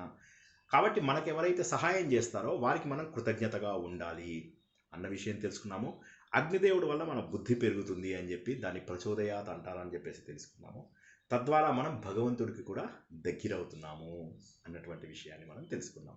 అటువంటి వాడిని పూర్వము పూజించారు, ఇప్పుడు పూజించారు. అంటే ఏంటంటే భగవంతుడు పూర్వంలో ఉన్నాడు, ఇప్పుడున్నాడు. మనం స్థవిష్ట స్థవిరో ధ్రువ తెలుసుకున్నాం కదా, విష్ణు సహస్రం అదన్నమాట. దాన్ని ఇక్కడి నుంచి తీసుకొచ్చారు. ప్రతిదీ కూడా వేదంలోంచి వచ్చింది, గుర్తుంచుకోండి. మీరు ఏది భగవద్గీతలో చదివినా, విష్ణు సహస్రనామాల్లో చదివినా, లలిత సహస్రం అన్నీ వేదం నుంచి వచ్చినవే. మీకు ప్రతిసారి ఇప్పటి నుంచి నేను చెప్పను, మీరే చెప్పాలి. సార్ ఇది భగవద్గీతలో తీసుకున్నారు కదా ఇదని చెప్పాలి. ఇవి ఫస్ట్ బుక్స్ కాబట్టి అవి మీరు చెప్పాలి. ఓకే. ఇవాళ ఇంకొక అద్భుతమైనటువంటి కథ తెలుసుకుందాం. ఈ గార్గి వంశం లోపల బాలాకి అనేటటువంటి ఒక బ్రాహ్మడు ఉన్నాడు. ఇది ఏంటంటే అన్నీ నేర్చుకున్నాడు, కానీ అనుభవపూర్వకంగా తెలుసుకోలే. అందువల్ల ఏమైపోయింది, అహంకారం వచ్చేసింది. ఇప్పుడు ఏమైంది, విప్రుడు అనే స్థాయికి వెళ్ళాడు కానీ బ్రాహ్మణుడు అనిపించుకోలేడు. విప్రుడు అంటే వేదాలు తెలుసుకుంటే చాలు, కానీ వేదం యొక్క సారం తెలుసుకోవాలి కదా, మరి ఆయన తెలుసుకోలేదు. అప్పుడు ఆయన ఏం చేశాడు, గర్వం బాగా ఉండేది. అప్పుడు కాశీరాజు దగ్గరికి వెళ్తాడు. కాశీరాజు అయినటువంటి అజాతశత్రువు దగ్గరికి వెళ్ళి ఆయన దగ్గరికి వెళ్ళి అంటాడు అనమాట, దాన్ని నీకు బ్రహ్మతత్వం ఉపదేశిస్తానంటాడు డైరెక్ట్గా. రాజు షాక్ అవుతాడు, ఎవరు ఇలా అనకూడదు కదా అని. కానీ ఎందుకైనా మంచిది, సరే వచ్చిన బ్రాహ్మణుడిని సంతోషపెట్టాలి అని చెప్పేసి, వర్ణంరీత్యా బ్రాహ్మణుడు అతను, మెంటల్ దీని స్టేటస్ ప్రకారం బ్రాహ్మణుడు కాదు. సో అతను అజాతశత్రువు మంచి రాజర్షి, బ్రహ్మవేత్త. సరే ఈయన చెప్పేదానికి కొన్ని ఆవులు అవి దక్షిణగా ఇస్తాడనమాట. ఇచ్చి సరే ఉపదేశించండి అని. ఈ రోజుల్లో అందరూ జనకుడి దగ్గరికి వెళ్తున్నారు, మీరు నా దగ్గరికి రావడం నాకు చాలా సంతోషము అని చెప్పేసి అని చెప్పండి, ఇప్పుడు ఏంటో చెప్పండి, అసలు బ్రహ్మతత్వం అంటే ఏంటి చెప్పండి అంటాడనమాట. అంటే ఇప్పుడు నువ్వు సూర్యుడు చూస్తున్నావా, ఆ సూర్యుడిలో ఉన్నట్టు పరబ్రహ్మ, ఆ పురుషుడే బ్రహ్మ అంటాడు. అతన్ని నేను పూజిస్తున్నాను అంటే అది గాయత్రి మంత్రంలో ఉంది కదా, మీరు కొత్తగా చెప్పేది ఏంటి? కాదు, చంద్రుడిలో నీకు వెలుతురు కనిపిస్తుంది కదా అంటే కరెక్టే, అది వేదాలలో ఉంది. చంద్రుడి ద్వారా మనకు వైటమిన్స్ అండ్ మినరల్స్ వస్తున్నాయి, అది కూడా నాకు తెలుసు. పరబ్రహ్మ గురించి చెప్తానన్నారు, అది చెప్పండి అంటాడు. అనగానే అగ్ని సూక్తం తీసుకొచ్చేసి అగ్ని గురించి చెప్తాడు. అగ్ని పరబ్రహ్మ, అగ్ని శాశ్వతుడు అంటాడు. నాకు తెలుసయ్యా అంటాడు. అప్పుడు ఏం చేస్తాడు, మేఘాలు కొట్టుకున్నప్పుడు విద్యుత్ అని వస్తుంది అనమాట. ఆ విద్యుత్, దాన్ని మనం ఏమంటాం, లైట్నింగ్ అంటాం ఇంగ్లీష్ లోపల. దాన్ని ఏమంటారు, లైట్నింగ్ ఇన్ తెలుగులో ఏమంటారు,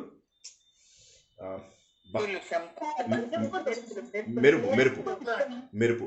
ఆ మెరుపు ఉంది కదా, ఆ మెరుపే దేవుడు అంటాడు అనమాట. అనగానే కరెక్టే, అది తెలుసు. అది అగ్నిదేవుడి యొక్క మరొక రూపము, విద్యుత్తు. అది కాక ఇంకేంటంటే ఆకాశం దేవుడు, కరెక్టే, ఆకాశం నుంచి ప్రపంచమంతా పుట్టింది కాబట్టి ఇదే. బట్ నువ్వు నాకు బ్రహ్మోపదేశం చెయ్యి అంటాడు. అనగానే ఇలా ఏం చెప్పినా కూడా ఇతడు రాదు, దానికి ప్రతి క్వశ్చన్ ఇస్తుంటాడు. అప్పుడు అంటాడనమాట, నువ్వు ఇటు నుంచి నువ్వు సౌండ్ వింటావు కదా, ఆ చెవులు నీకు బ్రహ్మస్వరూపాన్ని తెలియజేస్తున్నాయి అంటాడు. అది తెలిసి నీకు ఈ బుద్ధికి తెలుస్తుంది, ఇది ఇక్కడి నుంచి వచ్చినటువంటిది సౌండ్ అని బుద్ధికి తెలిసి, అప్పుడు బుద్ధి దాన్ని గుర్తిస్తుంది. ఇది గంట కొట్టినప్పుడు వచ్చిన సౌండా, ఇది లేకపోతే హారతిస్తున్నప్పుడు వచ్చినటువంటి సౌండా, లేకపోతే ఇది ఏది అని చెప్పి కరెక్టే, ఇదంతా నిజమే. ఇవన్నీ మేము పూజ చేస్తున్నప్పుడు అప్పుడు తెలిసిపోతాయి. కానీ ఈ బ్రహ్మలన్నీ మనకు ఆల్రెడీ తెలిసినవే కదా, నువ్వేదో బ్రహ్మోపదేశం చేస్తానన్నావు కూడా, ఇది చెప్పు అంటాడు. ఇప్పుడు నాకు ఏం చేయాలో అర్థం కాదు. అప్పుడు మహారాజా, నేను ఎక్కడో మిస్ అవుతున్నట్టు అనిపిస్తుంది, నాకు ప్రాక్టికల్గా మీకు చూపించలేకపోతున్నాను, థియరిటికల్గా చెప్పగలుగుతున్నాను, కానీ ప్రాక్టికల్గా నేను మీకు ప్రూవ్ చేయలేకపోతున్నాను అంటాడు. అనగానే అప్పుడు ఆయన ఏం చేస్తారంటే, శ్రీనివాస్ దర్బా అని ఒక ఆయన ఉన్నాడు, ఆయన ఇది చాలాసార్లు వాళ్ళ స్టూడెంట్స్కి చెప్పాడు. వాళ్ళ స్టూడెంట్స్ యాజ్ యూజువల్గా వాళ్ళకు మరపు ఎక్కువ కాబట్టి మర్చిపోతారు, వాళ్ళు మంచి నిద్రలు కూడా బాగా పడి నిద్రలు పోతారు. సో వాళ్ళు ఏంటంటే, వాళ్ళకి ఆయన చెప్పినటువంటి కథ నీకు కూడా చెప్తాను అని చెప్పేసి తీసుకెళ్తానంటే, మీరు అలా కనుక చెప్తే నేను నిజంగా మీ శిష్యుని అయిపోతా అంటాడు. ఎవరు, ఈ గార్గి వాళ్ళ యొక్క వంశంలో ఉన్నటువంటి బాలాకి. రాజు పేరు అజాతశత్రువు, ఆయన ఉన్నటువంటి రాజ్యం పేరు కాశీ రాజ్యము.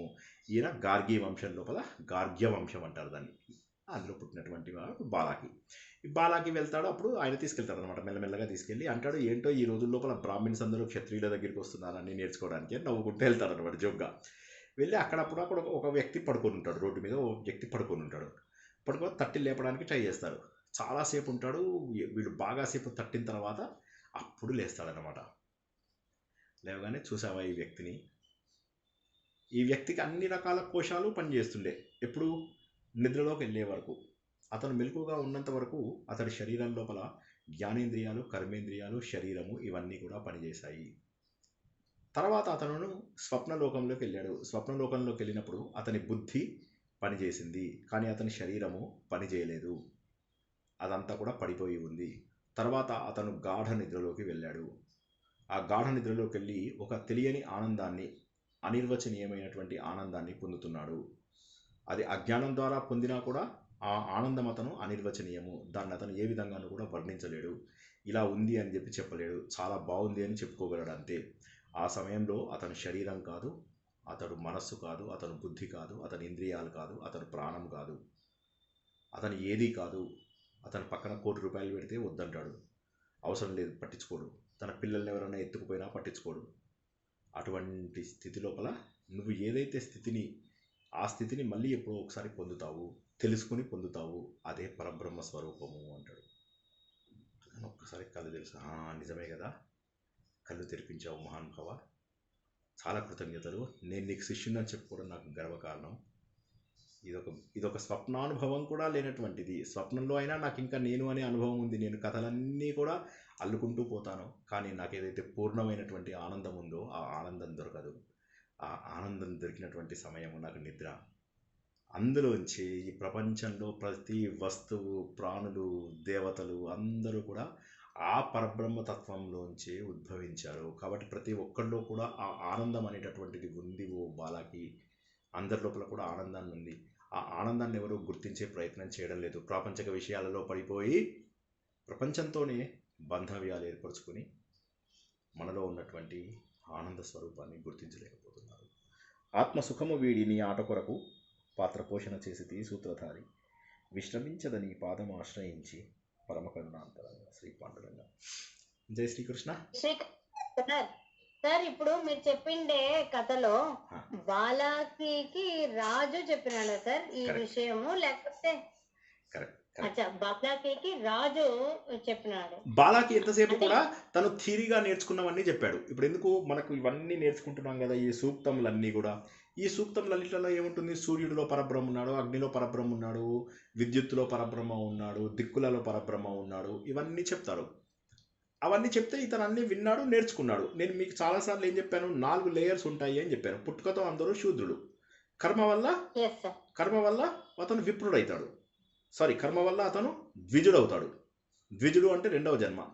అంటే అతను కనుక సంస్కారం చేసిన తర్వాత అతను ద్విజుడవుతాడు. అది అయినా కూడా వేదాలు నేర్చుకోకపోతే ద్విజుడు దగ్గర ఆగిపోతాడు. వేదాలు నేర్చుకుంటే అతను విప్రుడు అవుతాడు. వేదాలలో ఏముంది అనేది అనుభవపూర్వకంగా తెలుసుకున్నవాడు బ్రాహ్మణుడు అవుతాడు. అప్పుడు మాత్రమే అనుభవం వచ్చినప్పుడే కదా. ఇప్పుడు మనకు సినిమా చూస్తుంటే ఏమవుతుంది, అందులో వాడు కష్టపడుతుంటే మనం ఇక్కడ ఏడుస్తూ ఉంటాం. అక్కడ ఒక తల్లికి పిల్ల దూరం అయితే మన పిల్లలు గుర్తుకొచ్చి ఏడుస్తాం. అనుభవం అయితే కానీ అది తెలుసుకోలేం. కొన్ని అనుభవపూర్వకంగా వస్తే తప్ప తెలుసుకోలేం. నేను పెళ్ళికి ముందు అనేవాడిని, మన ఫ్రెండ్స్ ఎవరైనా వాళ్ళ పిల్లల గురించి ఇదైతుంది, ఏముంది పిల్లలు అందరూ ప్రేమిస్తారు, మీరు ప్రేమించేది ఏముంది ప్రత్యేకంగా అంటే, కరెక్టే, కానీ మా సొంత పిల్లలంటే ఎందుకు మాకు ఇట్లా లగా క్యూ హై అని చెప్పి మా ఫ్రెండ్స్ అంటుంటే నాకు అర్థమయ్యేది కదా, ఇంత ఎలా ఉంటుంది అని. మన పిల్లలు పుట్టిన తర్వాత తెలుస్తుంది కదా. అది ఎవరు కూడా నిర్వచించలేరు, తెలుస్తుంది మనకు. అది అనుభవపూర్వకంగా తెలుసుకోవడం అదనమాట. ఎప్పుడైతే అది తెలుస్తుందో అప్పుడు భగవంతుడు తత్వం తెలిసిన ప్రతిసారి కూడా గుండెల్లో చిల్లుబడి కళ్ళలోంచి నీళ్ళు వస్తాయి. లేకపోతే అక్కడ సినిమాలో అందరూ ఏడుస్తుంటారు, మనం ఇక్కడ కూర్చొని పాప్కార్న్ తింటూ ఉంటాం అని చేసి తినేస్తుంటాం అంతే. అది అనుభవంలోకి తెచ్చుకోవాలి. అనుభవంలోకి ఎప్పుడు వస్తుంది? మననం ద్వారా మాత్రమే వస్తుంది. కాబట్టి భగవంతుడు తత్వాన్ని మననం. ఇక్కడ బాలాకి విషయంలో జరిగింది ఏంటి అంటే, బాలాకి ఏం చేశాడు?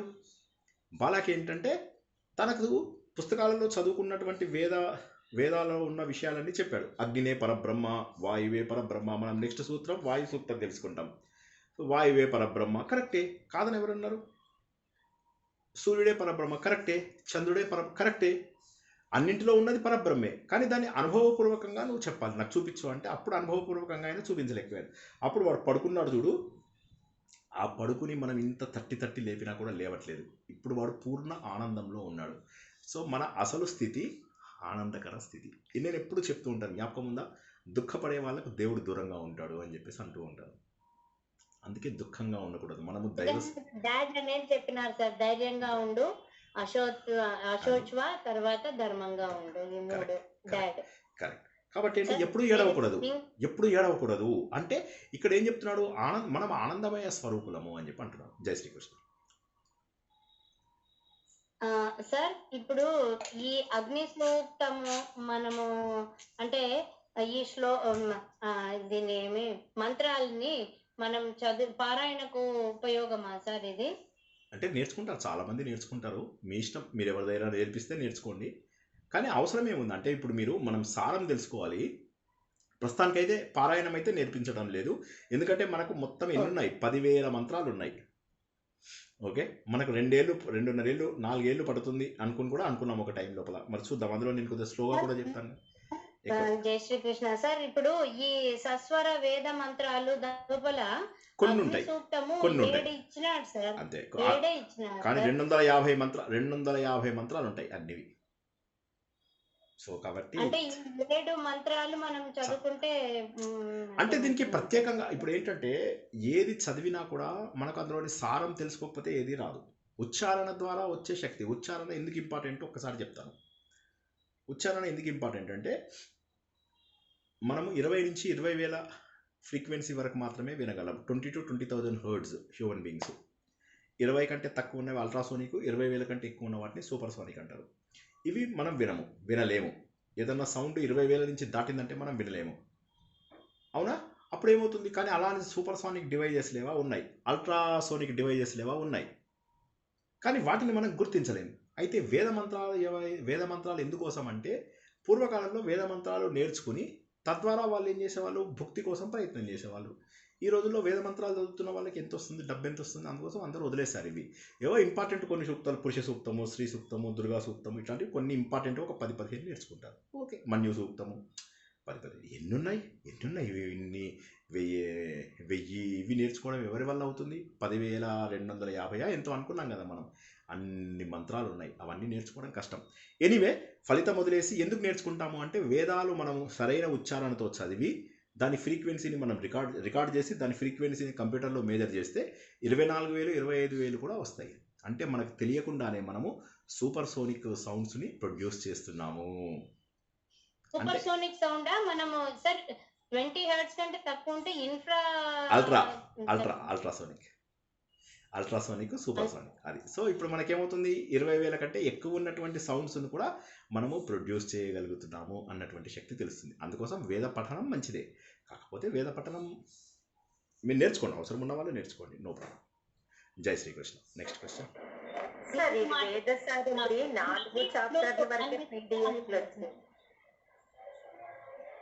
మాధవి గారు చెప్పండి. వేదసారంది 4 చాప్టర్ల వరకే పీడిఎఫ్ వచ్చింది సార్, తర్వాత పెట్టలేదు సార్ మీరు పీడిఎఫ్. నేను ఎప్పుడు పీడిఎఫ్ పెట్టలేదు, ఒక్కసారి కూడా నేను పెట్టలేదు పీడిఎఫ్. రాధికా మేడం ఎవరో రాసి పెట్టుంటారు అంతే. నేను ఏది చూసి చెప్పాను కదా, నేను చదువుకుని 10-15 ప్లేసెస్లో చదివి నేను అది మీకు సారని చెప్తాను.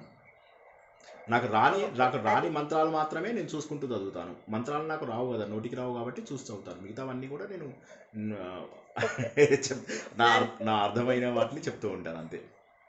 ఇప్పుడు మీరు చెప్తే మేము నోట్ చేసుకునే దానికన్నా అక్కడ డీటెయిల్స్ చాలా ఉన్నాయి సార్, అందుకనే అవి ప్రింట్అవుట్ తీసుకుంటే చదువుకోవడానికి. రైట్, రాధిక నేను చెప్పినవే ఉన్నాయి అందులో కావాలంటే మీరు ఇంటర్నెట్ నుంచి అది మీరు ప్రింట్అవుట్ అందులో ఆవిడ ఇంతవరకు రాశారో అవి చూసుకోండి, లేదా మీరు రాసుకోవాలి. ఇవన్నీ కూడా మీరు రాసుకోవాలి. నేను మాట్లాడుతున్నప్పుడు మీరు రాసుకొని. మేము రాస్తే కొన్నే వస్తాయి సార్, ఆ పీడిఎఫ్ లో అయితే ఇప్పుడు మీరు ఏం చెప్పారో అది మొత్తం ఉంటుంది సార్. స్టోరీ ఏ పీడిఎఫ్ లో ఇది వేదసారంది సార్. ఎవరిచ్చారు? నేను పెట్టిన పీడిఎఫ్ చేశారు మేడం చెప్తున్నారు. మరి అది ఎవరు? ఆవిడ క్లాస్ విని రాశారండి మాధవి గారు, ఆవిడ క్లాస్ విని రాశారు మేడం. అది మళ్ళీ తర్వాత ఇప్పుడు అప్ టు డేట్ పెట్టండి మేడం. ఆవిడ రాయడం ఆవిడ రెస్పాన్సిబిలిటీ కాదు మేడం. అందరూ రాసుకొని అందరూ రాసుకోవాలి ఆ పాయింట్స్. ఆవిడ రాసినటువంటివి మన క్లాసు ద్వారా రాసుకుని ఆవిడ తన అండర్స్టాండింగ్ గ్రూప్లో పెట్టారు. మనకు ఒక book, we're not following a single book, we're not following any single book. మనం ఏం చేస్తున్నామంటే మొత్తము రకరకాల అండర్స్టాండింగ్స్ అన్ని కలిపి ఒక దగ్గర చెప్పుకుంటున్నాం. సరేనా? అది మీరే రాసుకోవాలి నోట్స్. క్లాసుని విని 4 సార్లు 5 సార్లు విని వాటిని రాసుకుని వాటి మీద మనం మళ్ళీ కథని ఎందుకు రాసుకోలేరు? ఇప్పుడు నేను చెప్పినట్టుగా ఇంకో 2 సార్లు వింటే రాసుకోలేరు ఆ కథని? రాసుకోగలుగుతారు కదా. అలా రాసుకోండి, చక్కగా రాసుకోండి, ప్రాక్టీస్ అవుతుంది. అంటే ఎవరో పెట్టిన నోట్స్ అయ్యేసరికి ఏమవుతుందంటే మనకు అలవాటు తప్పిపోతుంది. ఇది ప్రాక్టీస్ చేసుకుంటే రాదు. బిలీవ్ మీ, మేము కూడా మొదటి లోపల మేము ఇవి నేర్చుకునే సమయంలో ఐఎమ్ టాకింగ్ అబౌట్ 2007 నుంచి 2010 వరకు రెగ్యులర్గా నోట్స్ రాస్తుండే వాళ్ళం. రాసినవే రాస్తుండే వాళ్ళం. ఒక్కొక్కసారి అర్థం కాక పేజీలు నింపేస్తుండే వాళ్ళం. సో కాబట్టి రాసుకోవడం అనేటటువంటి కరెక్ట్ పద్ధతి. That is always there. ప్రవచనం పడుకొని వినండి, వేదము జ్యోతిష్యము రాసుకోండి. పంపిస్తా ఉంటుంది సార్, అప్పుడు కంపల్సరీ ప్రతి విషయం రాసుకునే వాళ్ళం సార్. కరెక్ట్. నాకు టైం ఎక్కడుందో చెప్పండి. నాకు అస్సలు, నేను ఆనెస్ట్గా చెప్తున్నాను, నాకు ఒక్క 10 నిమిషాలు ఎక్స్ట్రా టైం ఉంటే మా పిల్లలతో మాట్లాడాలి. మా పిల్లలతో మాట్లాడక 3 నెలలు అయింది. ఓకేనా? సో ఇంతకంటే నేను ఎక్కువ చెప్పలేను. So please understand. యాక్చువల్గా ఇంద్రుడి గురించి అంటేనే మనకు ఆ సినిమాలలో చూసి ఆ ఇంద్రుడు అంత అంటే పవర్ ఏం లేదు, ఆయన జస్ట్ వర్షాలు కురిపిస్తాడు.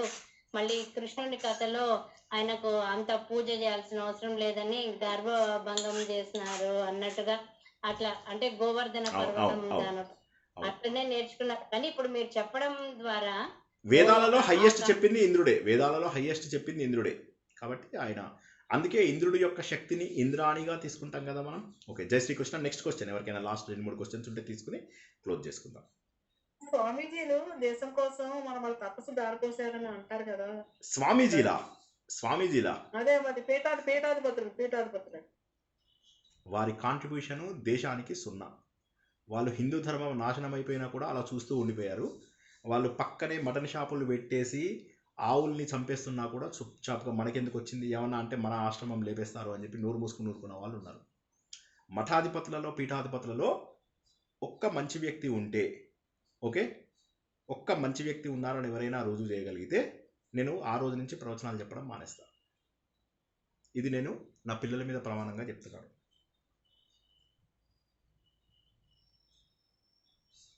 అలా చెప్పకండి, మీరు ఏది చెప్పినా మేము నమ్ముతాం. అంటే కాదు, అంటే మీరు మోసపోతారనే బెంగ నాకు మోర్ ఇంపార్టెంట్. ఎందుకంటే గుర్తుంచుకోండి, ఒకటే మాట గుర్తుంచుకోండి ఏంటంటే బయట ఐదర్ డబ్బు లేదా గుర్తింపు లేదా అమ్మాయిలు, ఈ 3 కోసమే చేస్తారు. మిమ్మల్ని 3 అడగకుండా చేసిన వాళ్ళు ఎవరైనా ఉంటే అక్కడికి వెళ్ళండి. వాళ్ళు నిజంగా మంచి వాళ్ళని నేను గుర్తుపట్టగలను. కానీ పెద్ద కష్టం కాదు. వీళ్ళు దేశం లోపల, మీకు ఒక విషయం తెలుసా, దేశం లోపల ఎన్ని ఘోరాలు జరుగుతున్నా, శంకరాచార్య ఎప్పుడో వచ్చాడు. శంకరాచార్య తర్వాత మహమ్మదీయులు దండయాత్ర చేసిన, క్రిస్టియన్స్ దండయాత్ర చేసిన, వీళ్ళు వాళ్ళతో ఫోటోలు దిగారు. కానీ వీళ్ళు ఒక్కడైనా కూడా లేచి నిలబడి ధైర్యంగా ఇది తప్పు, మన మతం మీద ఇదవుతుంది, మనం అందరం కలిసి సంఘటితం అవుదామా అని చెప్పారా? ఒక్కసారి ఆలోచించండి. ధర్మం కోసము ఏ మఠాధిపతి నిలబడ్డాడో ఒక్కసారి చెప్పండి.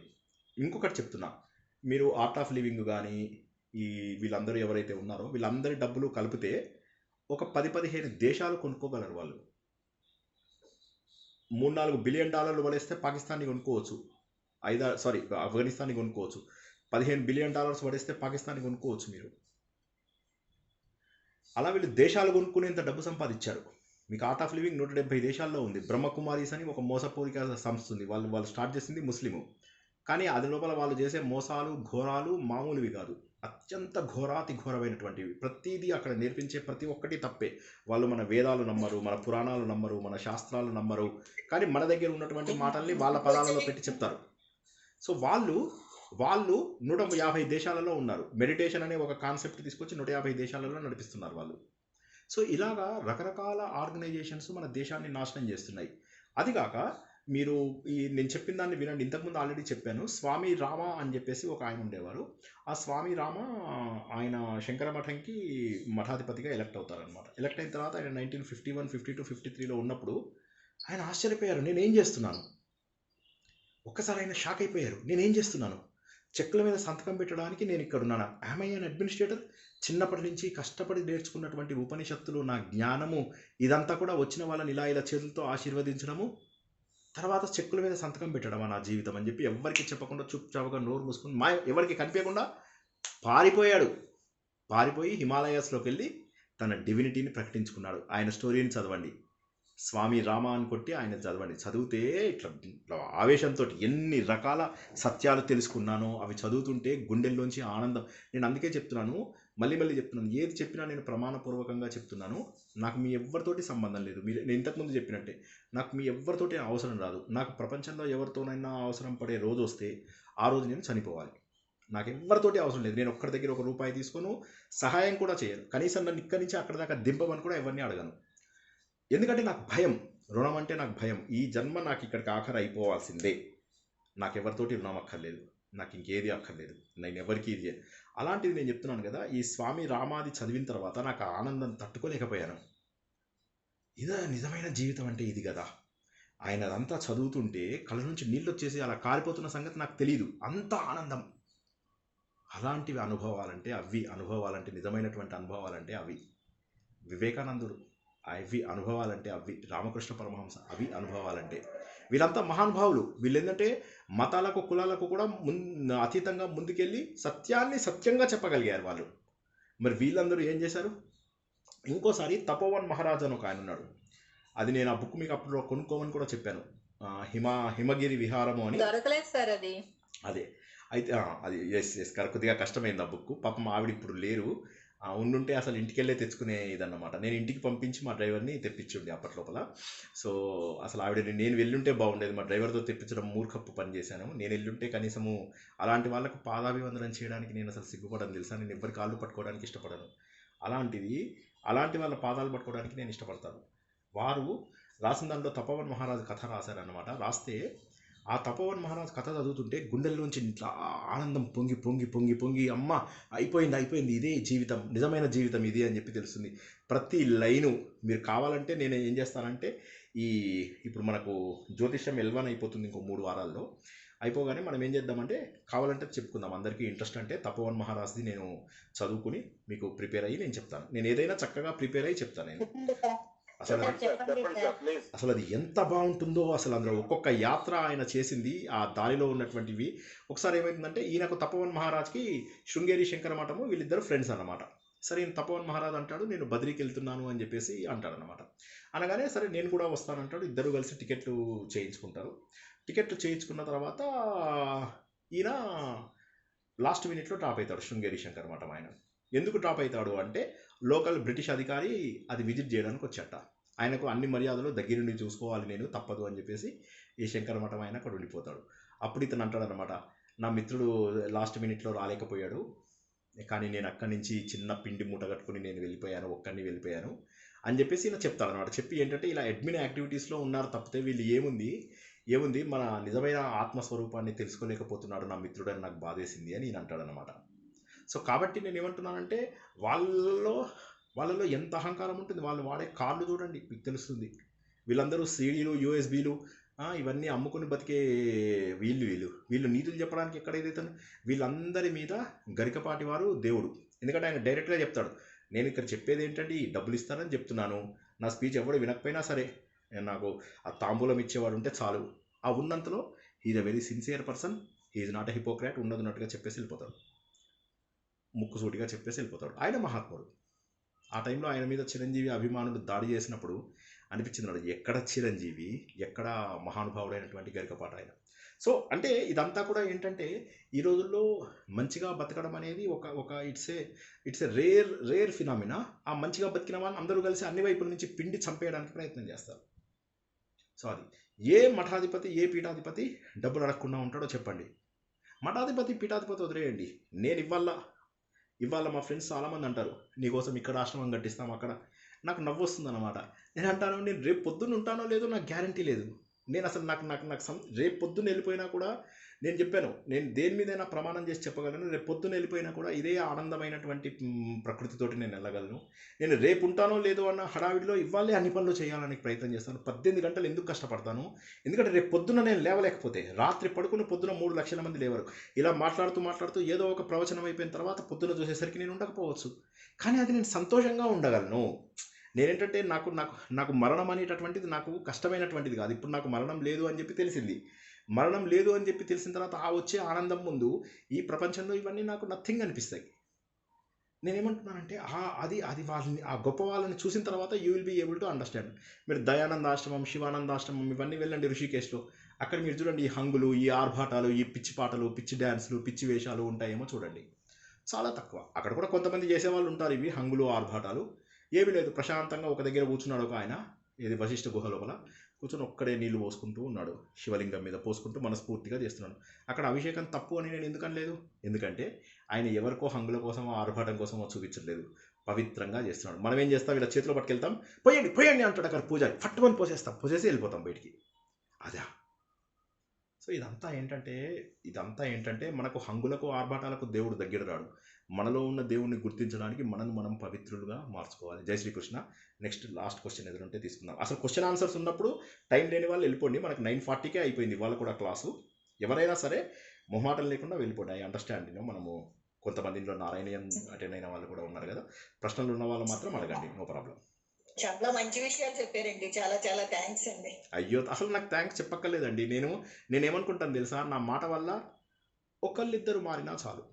అంటే నేను నిజంగా చెప్తున్నాను, నా జీవితము సక్సెస్ అనుకుంటా నేను ఎందుకంటే అసలు చెప్తున్నా కదా, ఎవరి నుంచి ఏమీ ఆశించాను. అంటే నేను వేరే వాళ్ళకి హెల్ప్ చేస్తానేమో కానీ నేను ఎవరిని అసలు హెల్ప్ అడగనా ఇదే లేదు. నడుచుకుంటూ వెళ్ళాలంటే నడుచుకుంటూ వెళ్ళిపోతాను, ఆటోలో వెళ్ళాలంటే నా పైసలు ఉంటే ఆటోలో వెళ్తా, లేకపోతే నడుచుకుంటూ వెళ్ళిపోతాను. బండి పాడైతే పక్కవాడిని హెల్ప్ అడగను, బండిని అక్కడ పార్క్ చేసి డబ్బులు ఇచ్చి ఎవరితోనైనా చేయించుకుంటా. నాకు హెల్ప్ చేయాలి అంటే వాడి పనికి తగ్గటువంటి శ్రమకు తగ్గన ఫలితం ఇచ్చి నేను పని చేయించుకుంటాను. ఎవరిని నా సొంత దీని మీద పిలవను, నాకు వచ్చి ఫేవర్ చేయమని అడగను. ఏ కులం, ఏ మతం, నాకు ఏది సంబంధం లేదు. నాకు సహాయం చేసిన ప్రతి ఒక్కడిని ఉచిత రీతి లోపల నేను వాళ్ళని సత్కరించుకుంటాను. నేను సహాయం అడగను. ఒకవేళ అటువంటి పరిస్థితి, ఎమర్జెన్సీ ఏదన్నా వచ్చినా వారికి ఆ స్థితిలో నేను ఉపయోగించుకుంటాను. నాకు నా సొంత వీటిలో కూడా ఎటువంటి పరిస్థితులు ఎదురైనా ఎవరిని సహాయం అడగలేదు. రూపాయి అంటే డబ్బు విషయం కాదు, ఏ సహాయమైనా, కొద్దిగా పెరుగుంటే ఇస్తారా మీ ఇంట్లో కూడా అడగలేదు నేను. మీ ఇంట్లో చక్కెర ఉందా అంటే మీ వైఫ్ అడగదు. ఒకవేళ నేను చెప్పే కదా, నేను ఒకసారి ఒక ఆవిడ నాకు బై మిస్టేకు ప్రసాదం పేరు మీద ఒక చీర, ఒక ధోతి పంపించారు. ఆ రోజు మా ఇంట్లో రావణ ఇది జరిగింది. సో ఇదంతా ఎందుకు చెప్తున్నానంటే, ఆ నియమాలు పెట్టుకోండి. ఎవరి దగ్గర ఏది తీసుకోకండి, చిన్నది కూడా. ఎవరినన్నా ఈ రోజుల్లో పరిచయం చేసుకునేదే నెట్వర్క్ కోసం పరిచయం చేసుకుంటారు. ఏంటంటే పరిచయం అవుతారు, ఒక 10 మంది పరిచయం అవుతారు, ఎప్పుడైనా పనికొస్తే ఎంత మూర్ఖత్వం చెప్పండి. ఎవడో పనికొస్తాడని ఫ్రెండ్షిప్ చేసుకుంటామా? అవతల వాడి హోదా తెలియగానే వాడిని హెల్ప్ అడిగేస్తాం ఫస్ట్. అదే నా మిత్రుల్లో టాప్ మోస్ట్ లెవెల్ పీపుల్ ఉన్నారు. టాప్ మోస్ట్ ఎవరిని నేను హెల్ప్ అడగానే నాకు ఉన్న వాళ్ళలో బాగా నేను హెల్ప్ తీసుకునేది ఒక డాక్టర్ గారు. మా అమ్మ ఎంత ఉంటుంది తెలుసా, నాన్న ఎందుకంటే మా అమ్మకి కానీ అన్నయ్యకి కానీ ఎప్పుడైనా బాగాలేకపోతే ఆయన అడిగి మందులు తీసుకుంటాం. మరి దానికి ఆయన ఫీజు 300-400 ఉండొచ్చేమో, కానీ నేను ప్రతి నెల 2000 నుంచి 3000 రూపాయల వస్తువులు ఏదో రూపంలో అప్పచెప్తా. ఆ విషయం ఆయనకు కూడా తెలుసు. పంతులు గారు ఇంత ఇలా అయితే ఎలా మీరు చెప్పండి అంటారు. నేను అన్నాను, డాక్టర్ గారు నన్ను క్షమించండి, ఇది మీరు తీసుకోకపోతే మాత్రం నేను ఇంకోసారి మీతోని ఏ హెల్ప్ తీసుకోను అంటాను. ఆయన ఒక్కరి దగ్గర తప్పదు కాబట్టి తీసుకుంటాను. అలాగా నేనేమంటానంటే, ఎవరి దగ్గర అలా వాడుకు దొబ్బకండి, అసహ్యకరమైన పద్ధతి అది. ఇన్ని వేదాలు నేర్చుకుంటున్నారు ఇప్పుడు మీరందరూ విప్రులు. మీరు ఒకటి గుర్తుంచుకోండి, అందరూ బయట పిచ్చి పారాయణాలు, పిచ్చి వేషాలు, కర్రలో యుద్ధాలు, అవి చేస్తూ ఇవన్నీ చేస్తున్న సమయంలో వేదం నేర్చుకుంటున్నారు. వేదము ప్రాపర్గా శ్లోకం బై శ్లోకం నేర్చుకుంటున్నాం మనం. అందులో అది కూడా ఒక సిస్టమేటిక్గా నేర్చుకుంటాం. ఒక శాంతి మంత్రము, ఒక ఉపనిషత్ కథ, ఒక సూక్తం. ఇంతకుముందు వరకు ఏం నేర్చుకున్నాము, ఏమేమి ఉన్నాయి ఇందులోపల, ఏమేమి ఉన్నాయి, వేదం అంటే ఏంటి, ఉపవేదాలు ఏంటి, వేదాంగాలు ఏంటి, అవి ఎలా స్ట్రక్చర్డ్గా ఉన్నాయి, ఏ వేదంలో ఏముంది, ఇదంతా కూడా నేర్చుకున్నాం కదా. ఒక్కసారి వెనక్కి వెళ్ళి ఆ ప్లేలిస్ట్ మొత్తాన్ని చూసుకుని అవన్నీ చక్కగా నోట్స్ రాసుకోండి. ఇంకా ఏం కావాలి మీకు జీవితంలో ఒకసారి ఆలోచించండి. ప్లీజ్ ఇది దిస్ ఈజ్ ఎ రిక్వెస్ట్. చక్కగా నోట్స్ రాసుకోండి, చక్కగా అర్థం చేసుకోండి. ఆ తర్వాత మీకు ఏమనిపిస్తుంది తెలుసా? ఏమీ అవసరం లేదు నాకు ప్రపంచంలో, దేవుడు రేపు పొద్దున నన్ను తీసుకెళ్ళినా ఇదే ఆనందంగా వెళ్తాను అని అనుకుంటారు. మోసగాళ్ళ చేతిలో పడకండి. మోసగాళ్ళు చాలామంది ఉన్నారు, వాళ్ళని పడితే మీకు ఏమీ లాభం ఉండదు.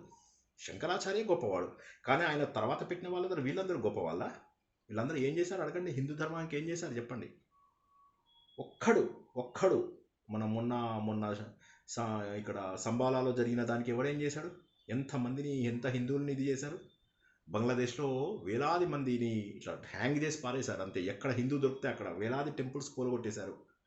బంగ్లాదేశ్లో 28% ఉన్న హిందువులు ఇవాళ 7%కి వచ్చేశారు.